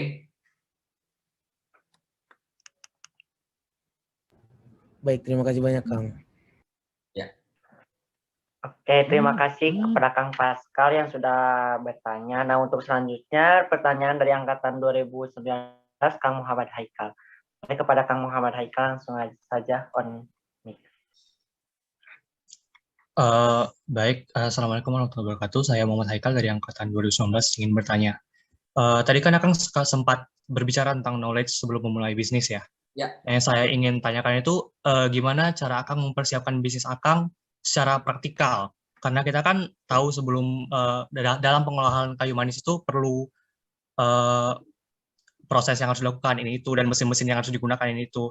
Nah, bagaimana cara Akang bisa mengetahui atau mendalami proses yang harus dilakukan tersebut serta mesin-mesin yang digunakan? Terima kasih. Yes, saya tahu aja saya kan punya background di kayu manis. Bapak saya kayu manis, kakek saya kayu manis. Saya tahu produk-produk yang diekspor itu apa. Cheap, broken. Yang saya pikir sederhana, kalau saya mau ekspor, saya harus sediakan kapasitas mesinnya gitu. Ya udah saya beli aja mesinnya. Padahal saya tidak ada market di sana ya, belum ada pembelinya ya. Saya cuma yakin aja. Bisnis saya bukan ekspor. Apa harus dipenuhi? Ya harus saya penuhi gitu. Oh, saya minta ke pemerintah sampai ke dirjen, enggak, saya nggak dapat. Karena keterbatasan modal saya ya. Saya jual mobil saya. Berapa saya jual mobil saya? 135 juta. Saya invest duitnya saya invest ke mesin. Di mesin, ini mesinnya masih mesin lokal dari Bandung, Padalarang. Kalau mau di Padalarang.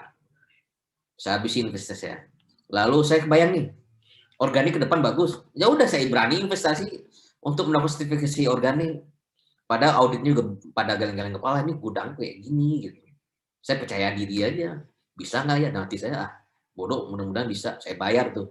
Akhirnya saya dapat sertifikasi organik. Ini udah tahun keempat malah saya melakukan sertifikasi organik.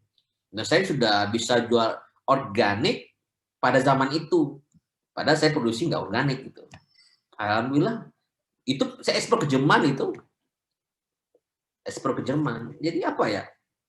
Knowledge itu saya udah tahu knowledge-nya apa gitu, udah. Apa yang kurang di diri kita. Kita siapin dong. Kita tahu ini, tapi kita nggak siapin ya bullshit juga namanya. Berarti kamu tahu apa yang kamu lakukan ya kamu siapin gitu. Risikonya ya kamu harus berisiko. Ya kalau nggak berisiko ya no high no return gitu kan. Jadi pede aja karena saya punya knowledge dan saya pede untuk itu. Saya tahu nih knowledge-nya kayak gini gitu. Saya tahu produknya ekspornya apa, dan saya tahu apa saya lakukan gitu. Knowledge itu yang penting. Sesederhana itu aja gitu. Saya nggak mikirin hasil CP, sertifikasi, apa gitu, pelatihan enggak. Saya tahu produknya segini gini. Gimana bisa membuatnya? Butuh mesin, saya beli mesin. Saya jual mobil saya beli mesin. Nah, pada itu orang masyarakat pada bengong tuh mesin apa ini ya, nggak bukan beli mesin aja pokoknya. Sampai orang tua, kamu yakin nih? Nggak apa-apa, bukan beli mesin ya, bilang. Saya masih anggap, saya bilang, saya 20 tahun, memang risikonya apa sih? Jadi pengangguran paling umur 22 tahun ngapain sih? Memang harus sudah itu kamu mati, itu kamu jual sudah itu kamu mati, itu bangkrut atau miskin nggak juga kan? Nama kita harus semangat ya udah berani untuk itu. Dan kita punya knowledge untuk itu ya. Pede aja saya. Beli mesin. Saya jual mobil saya. Kalau perlu saya pinjam uang bank. Udah. Saya itu sertifikasi organik itu nggak lokal ya. Saya itu memiliki sertifikasi organik itu dari EcoCert. EcoCert itu dari Eropa. badan lembaga organik terbesar di nomor 2 di Eropa. Udah berani saya menginvest dana saya untuk melakukan divisi organik, di mana gudang saya butut banget. Udah kondisi mana ya, sebentar.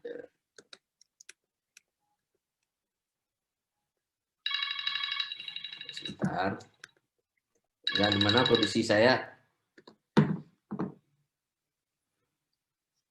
Sebentar. Saya mau share dulu ya. Di mana kondisi saya, gudang saya itu seperti ini. Di dalamnya udah ada mesin loh. Saya udah sertifikasi organik dari Eropa. Kenapa? Karena saya punya knowledge. Ini bisa gitu. Peluang itu besar gitu. Udah saya tutup mata, udah saya beli aja mesin dalam itu. Itu customer data tuh geleng-geleng kepala. Selama kamu memenuhi kebutuhannya, kita penuhi aja. Nah, kita harus wajib untuk melakukan sertifikasi organik, tes organik. Udah saya tes sertifikasi organik ke Eropa, saya kirim. Ya itu konsekuensi kita untuk menjadi sukses. Udah kita berani aja. Ya penting knowledge-nya itu. Kamu tahu knowledge-nya dan itu yakin dan benar, ya kamu kerjakan. Kamu punya knowledge tapi kamu nggak mau kerjain, ya cuma juga, nol juga. Oke. Ya. Lanjut. Baik, terima kasih banyak, Kang. Oke, dikarenakan tadi udah dijawab juga, nah Kang boleh nggak kalau misal nanti pertanyaannya ditampung terlebih dahulu, baru Kang Hengki dijawab sekaligus, Kang? Atau mau dijawab satu persatu terlebih dahulu, Kang? Satu-satu aja deh, saya pelupa orangnya. Oh, satu-satu aja ya. Oke, kalau gitu ada pertanyaan selanjutnya dari Kang Fahmi nih. Boleh buat Kang Fahmi langsung saja on mic dan juga on cam juga. Ya, baik. Terima kasih MC. Assalamualaikum warahmatullahi wabarakatuh. Selamat pagi, Kang Hengki.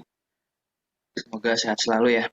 Izin bertanya, mungkin sedikit cerita juga. Mungkin akhir-akhir ini atau 2 tahun terakhir gitu ya, awareness orang-orang soal ekspor tuh mungkin juga mulai berkembang gitu ya. Soalnya sekarang juga udah ada di program Kampus Merdeka dari Kemendikbud itu, ada juga sekolah ekspor, terus juga ada komunitas bisa ekspor juga, platform online gitu ya, pembelajaran ekspor online.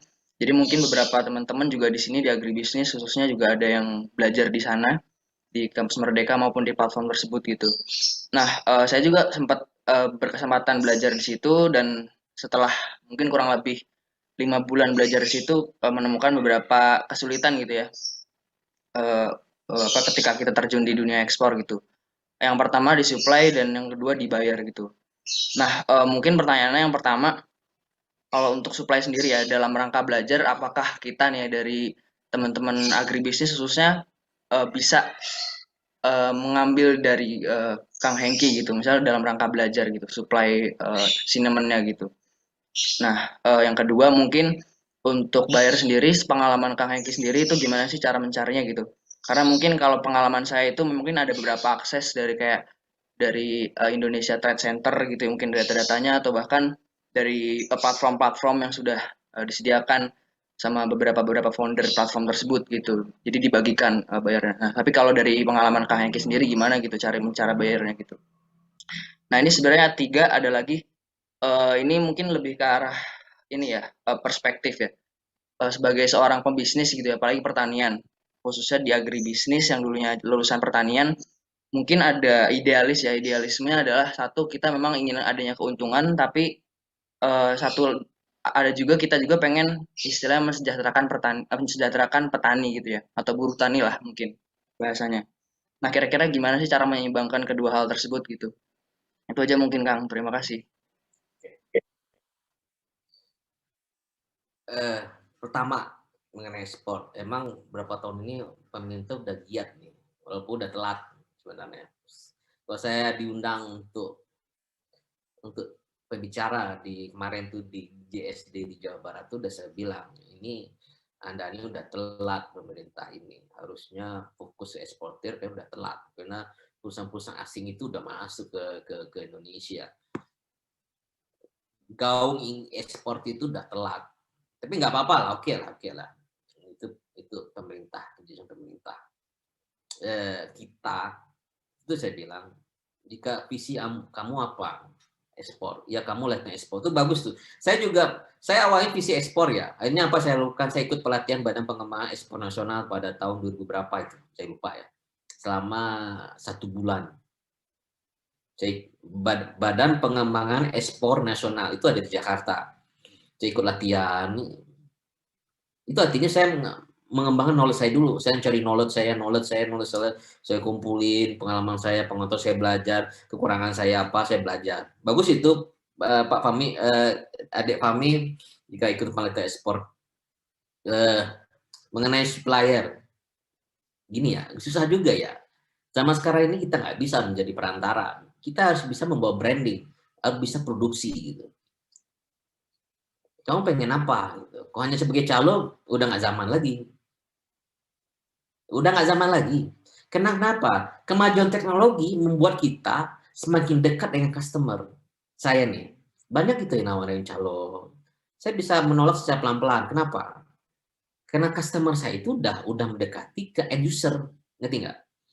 Kita ekspor ke luar negeri, ke customer di Eropa. Dia udah memiliki end user yang dimana bisa langsung proses. Saya tidak melewati trader. Saya tidak melewati trader. Ini contoh, ini saya kasih knowledge-nya nih mengenai distribusi pasarnya. Mana nih? Tuh, jelas? Ini gambarnya? Mana nih? Jelas nggak gambar ini?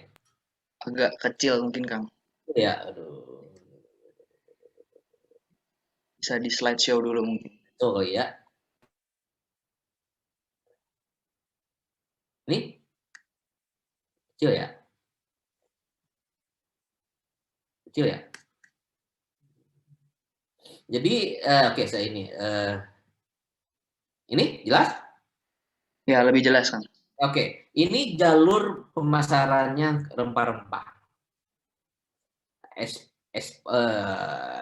Eksporter itu ada spice hub producer.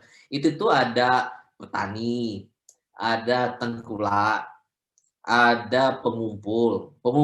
Sudah pengumpul itu ada lagi eksportir. Nah, ekspor melakukan kegiatan mengekspor barang. Diolah barang itu berdasarkan permintaan customer di luar negeri. Lalu kita kirim ke luar negeri, misalnya let's say ada berapa jalurnya lagi? Ada trader. Di atas trader itu ada prosesor, ada grinder. Nah, saya alhamdulillah fokus kepada prosesor grinder, tidak melalui trader, warehouse trader. Nah, setelah grinder prosesor itu ada lagi retail, itu industri, itu bukan itu yang retail ya. Nah, perusahaan saya fokus kepada processing. Jadi ada trader nanya, itu saya tolak. Kenapa? Karena saya udah processing. Nggak mungkin dia menaikkan harga sesuai dengan processing di sana. Jadi lesson learn-nya adalah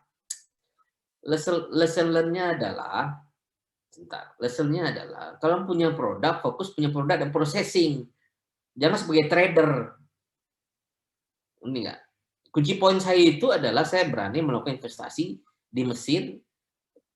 Walaupun gudang saya jelek ya, di mesin dan artificial gunning. Saya yakin saya harus melakukan posisi processing, bukan trader gitu. Yes, jadi branding saya itu adalah processing gitu. Jadi trader itu untuk zaman sekarang itu sudah tidak relevan. Kenapa tidak relevan? Karena kemajuan teknologi zaman bapak saya mungkin nggak ada internet, mungkin bisa jadi trader karena pasar luar tuh nggak ada yang tahu ya. Kalau zaman sekarang kamu mengandalkan HP aja kamu udah bisa ketemu. Kamu cek perusahaan rempah-rempah akan banyak betul itu.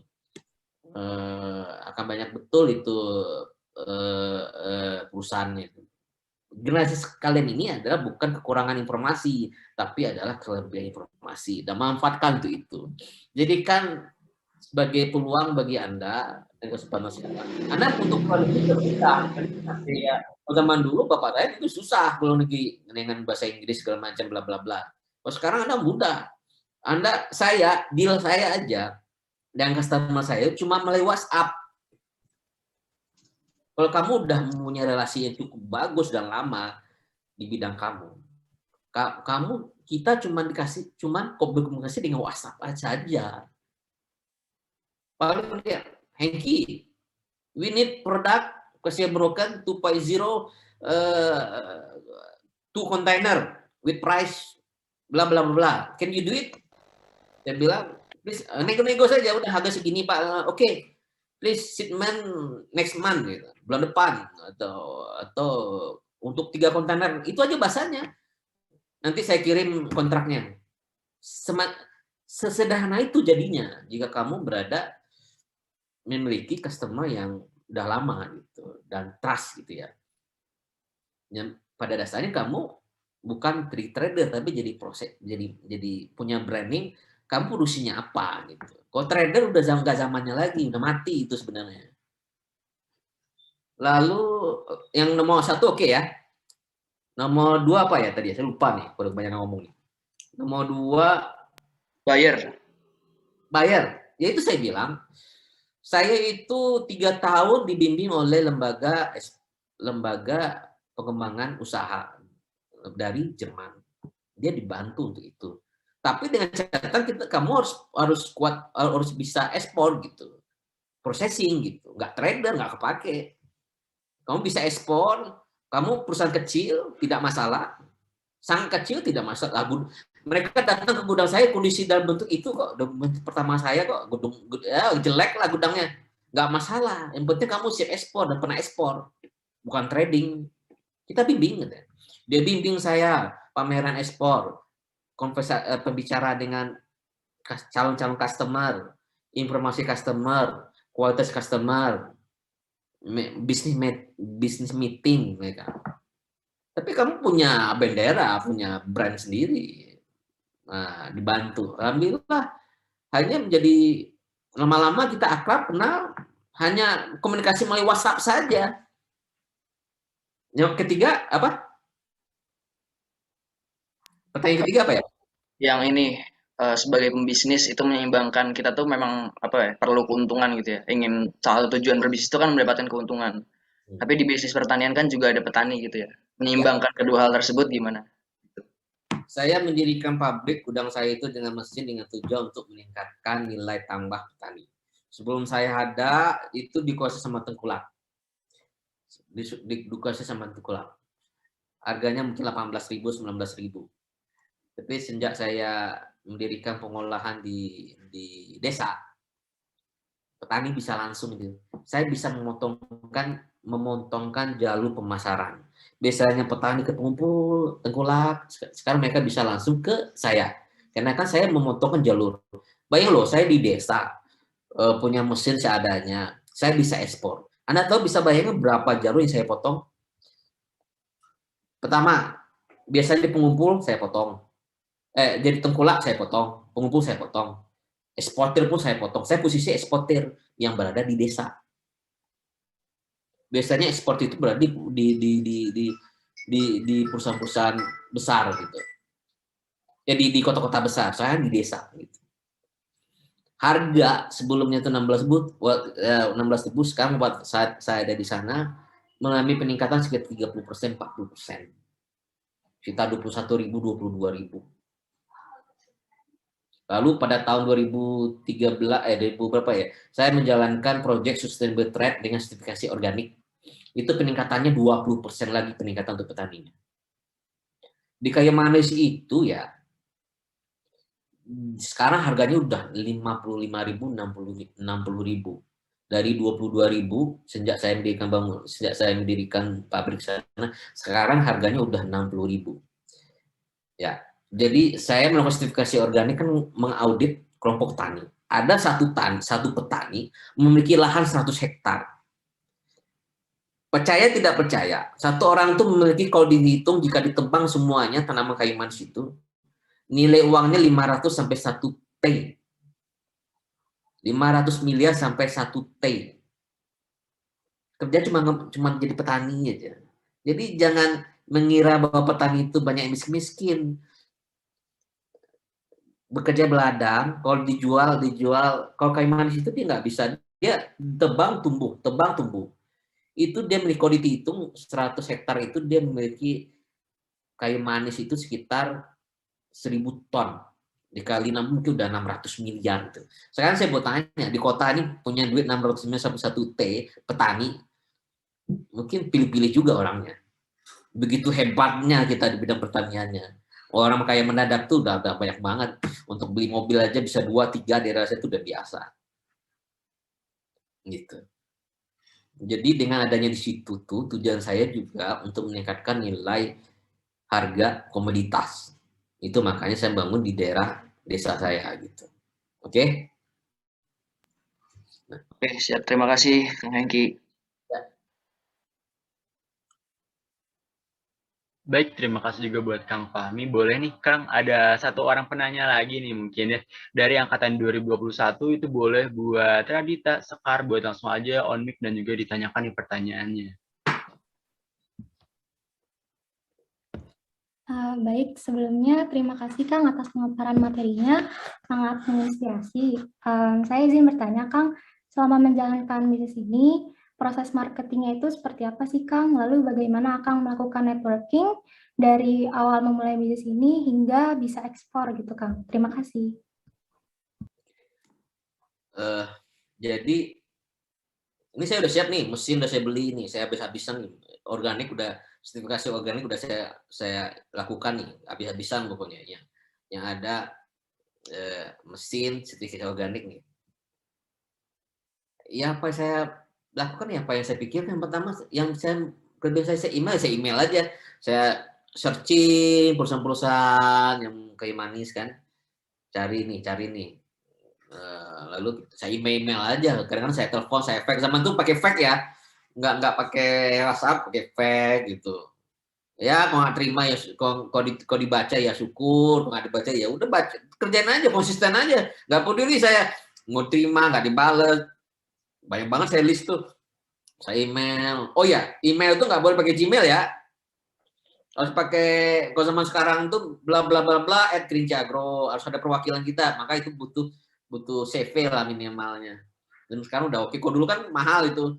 Jadi belajar juga. Ini saya ganti web email saya pakai perusahaan gitu. Saya nggak peduli, pokoknya saya email. Saya punya target itu tiap hari itu saya minimal 10 email atau 20 email gitu. Mau dibaca, nggak dibaca, terserah pokoknya. Tiap hari itu, konsisten ya, saya bilang. Konsisten, saya nggak peduli. Saya dapat nyangkut 1. Udah, alhamdulillah. Dapat nyangkut 1. Konsisten aja terus gitu. Ya, itu saya bilang. Sudah itu, udah nih, ada pameran di Trexpo. Trexpo Indonesia kan ada tuh tiap tahun. Kalau sekarang kan ada juga, tapi karena COVID juga udah nggak ada lagi. Coba gitu, ketemu gitu. Saya bukan pameran nih di Trexpo. Oke, udah ikut, dah nggak puas gitu. Lalu ada teman-teman nih, kamu ikutan ke Zippo aja, itu lembaga pengembangan usaha. Ini perusahaannya di Jerman gitu. Udah saya pede aja, saya email aja, saya mau ikutan jadi member lah gitu tuh. Akhirnya alhamdulillah laki juga direspon juga. Oke, besok bulan ini kita akan ke tempat Anda gitu untuk survei Anda si ekspor. Memang sebelumnya saya ekspor ya. Ya 1 kali atau 2 kali saya udah 1 kali atau 2 kali kontainer saya udah kirim ya. Pokok Anda udah pernah ekspor, udah gitu. Anda udah memiliki sertifikat organik, udah gitu bilang. Oke, kita datang dari Eropa loh. Kebayang saya, aduh gudang saya kayak gini. Krisis juga sayanya. Masa bodoh kan. Nantinya tebal muka aja. Oke, Anda terima besok tahun depan Februari 2 Februari itu 2016 itu. Oke, kamu ikut pameran di Nuremberg di Jerman. Tiket dibayarin. Enggak, tiket kita bayar. Hotel dia bayarin. Biaya pameran dibayarin. Udah kita ikut sama istri ya ikut. Ya, bahasa Inggris saya juga nggak bagus amat sih sebenarnya. Ikut katanya. Ya udah saya pede aja ikut. Ya udah nih tiba di sana ikut pameran selama 4 hari ya. Hari itu full. Kamu ini Gimana kamu menghadapi ketemu customer face to face gitu. Bahwa kamu harus mata eye to eye gitu. Harus jelas penyampaiannya ini. Udah kumpulin koleksi itu aja sih sebenarnya. Jadi intinya untuk cari pemasarannya pertama email itu penting, tapi atas nama perusahaan. Kedua ikut pameran, ikut organisasi. Udah dalam perjalanan itu nanti akan ketemu aja. Gitu. Oke, lanjut. Oke, apakah ada pertanyaan lainnya? Dan juga aku mengucapkan terima kasih juga buat tadi yang sudah bertanya. Dikarenakan nih Kang nggak ada yang bertanya lagi ataupun nggak ada yang raise lagi, nah mungkin ada beberapa Kang ini yang malu nih Kang buat bertanya langsung. Nah boleh nggak Kang? Kalau misal Kang Hengki berikan apa ya kayak kontak nih yang bisa dihubungi oleh Kang Ngece semua, biar nantinya Kang Ngece semua ini bisa bertanya langsung via private ke Kang Hengki. Boleh dikasih tahu Kang di kolom chatnya? Oke, sebentar. Sebentar saya share dulu ya.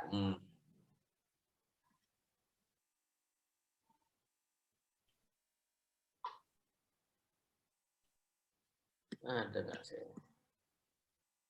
Oke, saya bikin dulu deh. Website saya.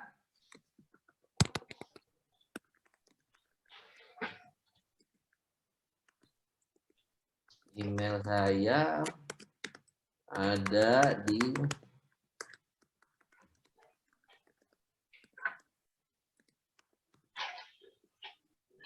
saya.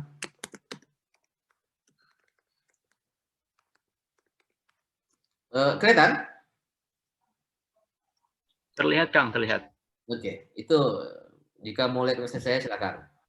Oke, makasih Kang Hengki dan juga buat Kang Hengki semua nih yang penasaran juga tentang lebih lanjut gimana cara membangun motivasi agar bisa seperti Kang Hengki yang luar biasa ini, boleh buat langsung aja dikontak melalui email ataupun phone number juga nih buat Kang Hengki semua. Dan juga dikarenakan waktu juga sudah ini ya Kang ya, karena waktu juga sudah menunjukkan jam 11:40 juga, aku juga mengucapkan nih terima kasih juga untuk Kang Hengki, ya karena kan waktu diskusi kita sudah selesai nih Kang, dan juga karena kita juga tadi telah mendengarkan penyampaian materi oleh Kang Hengki juga, saya mengucapkan terima kasih juga, kami berdua mengucapkan terima kasih. Tapi sebelum itu, aku ingin mengingatkan nih kepada Kang Hengki semua nih, bahwa nanti hari Kamis juga akan ada kuliah umum juga yang dilaksanakan pada tanggal 24 Februari. Jadi buat Kang Hengki semua, catat tanggalnya tanggal 24 Februari 2022. Dan sekali lagi aku mengucapkan terima kasih banyak nih buat Kang Hengki yang sudah mau share-share ataupun sharing-sharing bersama kita semua warga agribisnis angkatan dia dari 19, 20 dan 2021 seperti itu. Oke, cuma saya satu ya, semangat gitu. Jangan merasa down karena kamu jurusan pertanian. Semangat. Siapa tahu itu jadi peluang Anda juga untuk menjadi orang sukses. Pokoknya pertanian is the best lah, sosek juga the best lah. Semangat ya. Mudah-mudahan jadi lebih besar lagi kalian untuk generasi kalian. Amin. Terima kasih Kang. Waduh, udah disemangatin lagi sama Kang Hengki nih. Gimana nggak tambah semangat juga seperti itu. Betul banget tuh Kang. Jadi terima kasih juga kepada Kang Hengki yang sudah memberikan materinya. Nah untuk selanjutnya yaitu akan ada sesi dokumentasi yang akan dipandu oleh kami selaku MC. Jadi boleh nih kepada Kang Ngece semua yang masih ada di room Zoom ini untuk langsung on cam aja biar langsung kita dokumentasi, karena dokumentasi ini sebagai kenang-kenangan nih kita bahwa kita udah mengikuti acara pada hari ini. Betul banget. Dan buat Kang Ngece semua yang mungkin lagi dandan dulu, boleh buat nya, buat yang laki-laki ini buat rapihin baju ataupun rapihin rambutnya gitu biar kelihatan ganteng dan cantik di kelihatan kamera seperti itu. Dan juga ini sebagai kenang-kenangan kita juga ya, suatu kehormatan besar bisa sharing-sharing juga bersama Kang Hengki dan juga para rekan-rekan yang lainnya seperti itu. Betul banget tuh Kang. Jadi boleh nih kepada Kang itu semua langsung aja on cam dan kita mulai dokumentasi.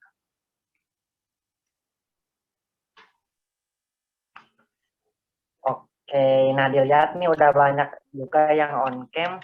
Langsung aja kita mulai dokumentasi pada sekarang. Kita mulai slide pertama nih, boleh. Langsung 1, 2, 3. Slide kedua. Boleh lanjut. 1, 2, 3. Oke, slide ketiga. 1, 2, 3. Mungkin Kang sampai slide berapa ini Kang? Kang Fabian, boleh? Sampai ada 10 slide, tapi yang baru kelihatan nih baru on cam kayaknya baru 2 slide doang, seperti itu. Oh lah, jadi mungkin udah aja ya? Atau sampai udah aja mungkin yang on cam-nya cuma 2 slide. Oke. Oke, dan buat Akang Lece semua yang terima kasih juga yang sudah mengikuti kegiatan rangkaian kita pada hari ini, dan boleh buat cek kolom komentarnya ataupun cek kolom chat Zoom ya untuk sesi absensi nih. Jadi buat teman-teman semua yang bertanya-tanya mana nih absensi, nah sudah ditertera di chat Zoom-nya. Jadi buat teman-teman semua ataupun Akang Lece semua bisa langsung aja buat di absensi seperti itu. Betul banget tuh Kang. Jadi boleh nih kepada Kang itu semua langsung aja cek kolom Zoom-nya karena di sana ada link absensi. Nah mungkin udah di-share-nya link absensi dan udah ditutupnya juga tadi atas ucapan terima kasih. Mungkin menandakan bahwa acara kuliah umum dengan tema motivasi berbisnis pertanian tahun ajaran 2021-2022 telah selesai. Terima kasih kepada Akang Ece yang telah menyempatkan waktunya untuk mengikuti rangkaian acara pada hari ini sampai akhir. Oke, tapi sebelum aku tutup nih ya, kita tutup berdua nih, Dam. Adakah sepatah dua patah kata nih yang bakal keluar dari Kaprodi kita? Pak Trida, apakah ada yang disampaikan terlebih dahulu buat Kang Hengki? Terima kasih Kak MC. Ya, terima kasih banyak nih Kang Hengki. Pasti akan menginspirasi mahasiswa ya untuk tetap semangat, tidak optimis dan percaya diri ya, pertanian itu luar biasa di Indonesia. Hatur nuhun. Nah, barangkali kedepannya dari mahasiswa kami ingin belajar atau magang ya, atau istilahnya ingin belajar lebih jauh lagi mengenai spices, ini dunia spices, apakah boleh diperkenankan berkunjung atau berdiskusi gitu Kang? Silakan. Pintu terbuka. Jangan pengen mengumpul, pintu terbuka, saya juga open aja. Hatur nuhun itu Kang. Terima kasih nih bantuannya, terima kasih juga pencerahan dan wawasannya. Terima kasih Kang Hengki, terima kasih rekan-rekan yang sudah hadir dan para dosen. Juga di sini ada Ibu Dini, ini Ibu Kepala Departemen. Terima kasih juga sudah menyempatkan hadir. Ini Kang Hengki. Karena ini dulu menjadi pembicara di EBR. Oh, iya. Punten Kang Hengki. Tadi ingin dengar, wah terlambat nih. Selamat bergabung ya Kang Hengki. Ya. Terima kasih, gitu saja saya kembalikan kepada MC. Wassalamualaikum warahmatullahi wabarakatuh. Hatur nuhun Kang Hengki, terima kasih. Waalaikumsalam warahmatullahi wabarakatuh. Oke, dikarenakan tadi sudah ada closing statement juga ya dari Kepala Kaprodi juga, dan juga sudah Kang Hengki sudah menyempatkan waktunya untuk sharing-sharing bersama kita tentang motivasi di bidang pertanian juga. Maka dari itu, sekian dari kami. Mohon maaf bila ada kekurangan atau kesalahan ya, baik kata ataupun perbuatan dari kami, mohon untuk dimaafkan. Terima kasih telah mengikuti kuliah umum dengan tema motivasi berbisnis pertanian tahun ajaran 2021-2022 sampai akhir acara. Saya Idam Paranudin dan rekan saya Raden Fabian Muhammad. Kami selaku MC pada acara hari ini mohon maaf dan izin pamit undur diri. Sekian. Wassalamualaikum warahmatullahi wabarakatuh. Waalaikumsalam warahmatullahi wabarakatuh. Waalaikumsalam warahmatullahi wabarakatuh. Selamat ya nih. Yuk mangga izin lab. Nuhun Kang Trin, yuk pun tangga telat. Siap, nuhun pisan Ce. Baru beres dengan BRI, baru beres. Oh iya. Nuhun. Ya. Tapi selamat ya Febian, Idam ya. Kang Trin sekarang kan masuk di BRI ya? Di sini sekarang Kang Ipul. Saya tuh nanti hari ketiga ya? Oh iya, Kang Ipul dulu ya sekarang ya. Iya. Bagus juga lah, barusan mereka juga minta pendampingan. Mohon. Ya mudah-mudahan Kapayuna berkembang kita. Iya. Ya, izin live ya, Kang Trida. Iya. Mohon Ce. Ini Zoom punya siapa Zoom Kang Trida? Mohon. Oh, dikirain punya mahasiswa. Ya.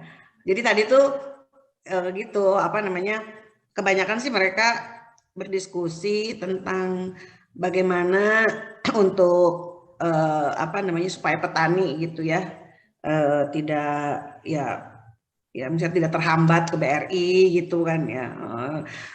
Ya udah, jadi ini sih hanya ada 2 poin ya. Jadi satu, lakukan pendampingan kepada petani, lalu kemudian kita harus berkolaborasi, tidak bisa berdiri sendiri, begitu kan ya. Lalu sediakan pasarnya, kemudian lakukan pelatihan bagi petani yang misalnya yang untuk ke BRI itu ya, supaya mereka juga kan tidak dan harus kerjasama juga dengan perusahaan agribisnis. Jadi jangan jadi bukan dari sisi akademisi saja begitu kan. Pasarnya ada enggak gitu kan, jangan sampai ngasih uang pokoknya mah kieu tapi tidak ada jadi gitu ya. Terus nah iya cuy, nanti Bantosana nanti ada sesi khusus itu ngebahas itu kan mitra itu Kang Diki Bumi Agro sama yang di Wonosobo dan lain sebagainya itu akan kita buat program besar lah, dan ini nanti mahasiswa yang magang bisa di sana nanti. Nah, salah itu satu. bagus. Oh iya, ada Kang Diki ya siang ya. Ya. Tadi yang salah satu sebetulnya mah ini di Kang Diki semua ininya prakteknya. Oh dari iya. Semua lini semua ininya semua sistem gitu. Tapi pegawai BRI bukan petaninya ya Kang tidak? Ya pesertanya mah cuma di belakang itu kan ada ini ada kerjasama Ya cerita gini lakukan pelatihan tapi berupa demplot gitu, petani-petani khusus yang dibina oleh kita gitu kan. Nah jadi ya kita bina, kita bimbing gitu terus sampai mereka menghasilkan dan pasarnya kita sediakan gitu kan. Ya, nah itu. Jadi mereka tidak ke teknis budidayanya, sebenarnya mereka mah ingin gitu gitu deh. Bagaimana supaya mereka bisa mendampingi petani, ada pendampingan. Iya, turnuhun cuy. Kita lah ramai barusan hanya karena waktunya sebentar ya. Jadi banyak kagok gitu. Saya juga membuka diri lah dan siap untuk berkolaborasi gitu kan, karena dengan waktu yang sekian harus menerangkan sistem agribisnis, kemudian rantai pasok dan lain sebagainya. Jadi gambar-gambarnya kayak kemarin gitu kan. Ya, jadi kerjasamanya tuh walaupun kemarin di ini memang pinginnya sama swasta gitu, jadi ada satu kekhawatiran gitu kalau sama Universitas Pradama terbuka sih kita. Iya begitu. Itu mau didobrak gitu. Iya. Jadi lagi melanjutkan lagi RKI ya. Oh iya, mangga banyak soalnya. Ya. Kang Tommy juga tuh, Kang Tommy, Kang Mahra. Oh iya. Iya nuhun nih Kang Andi. Iya sami-sami. Mahasiswa terima kasih ya. Oh iya nih udah ya, belum ada yang keluar mahasiswa. Ya, mangga Kang Trin ya, udah lanjut RKI ya. Mangga, assalamualaikum. Waalaikumsalam, matur nuhun. Sami-sami.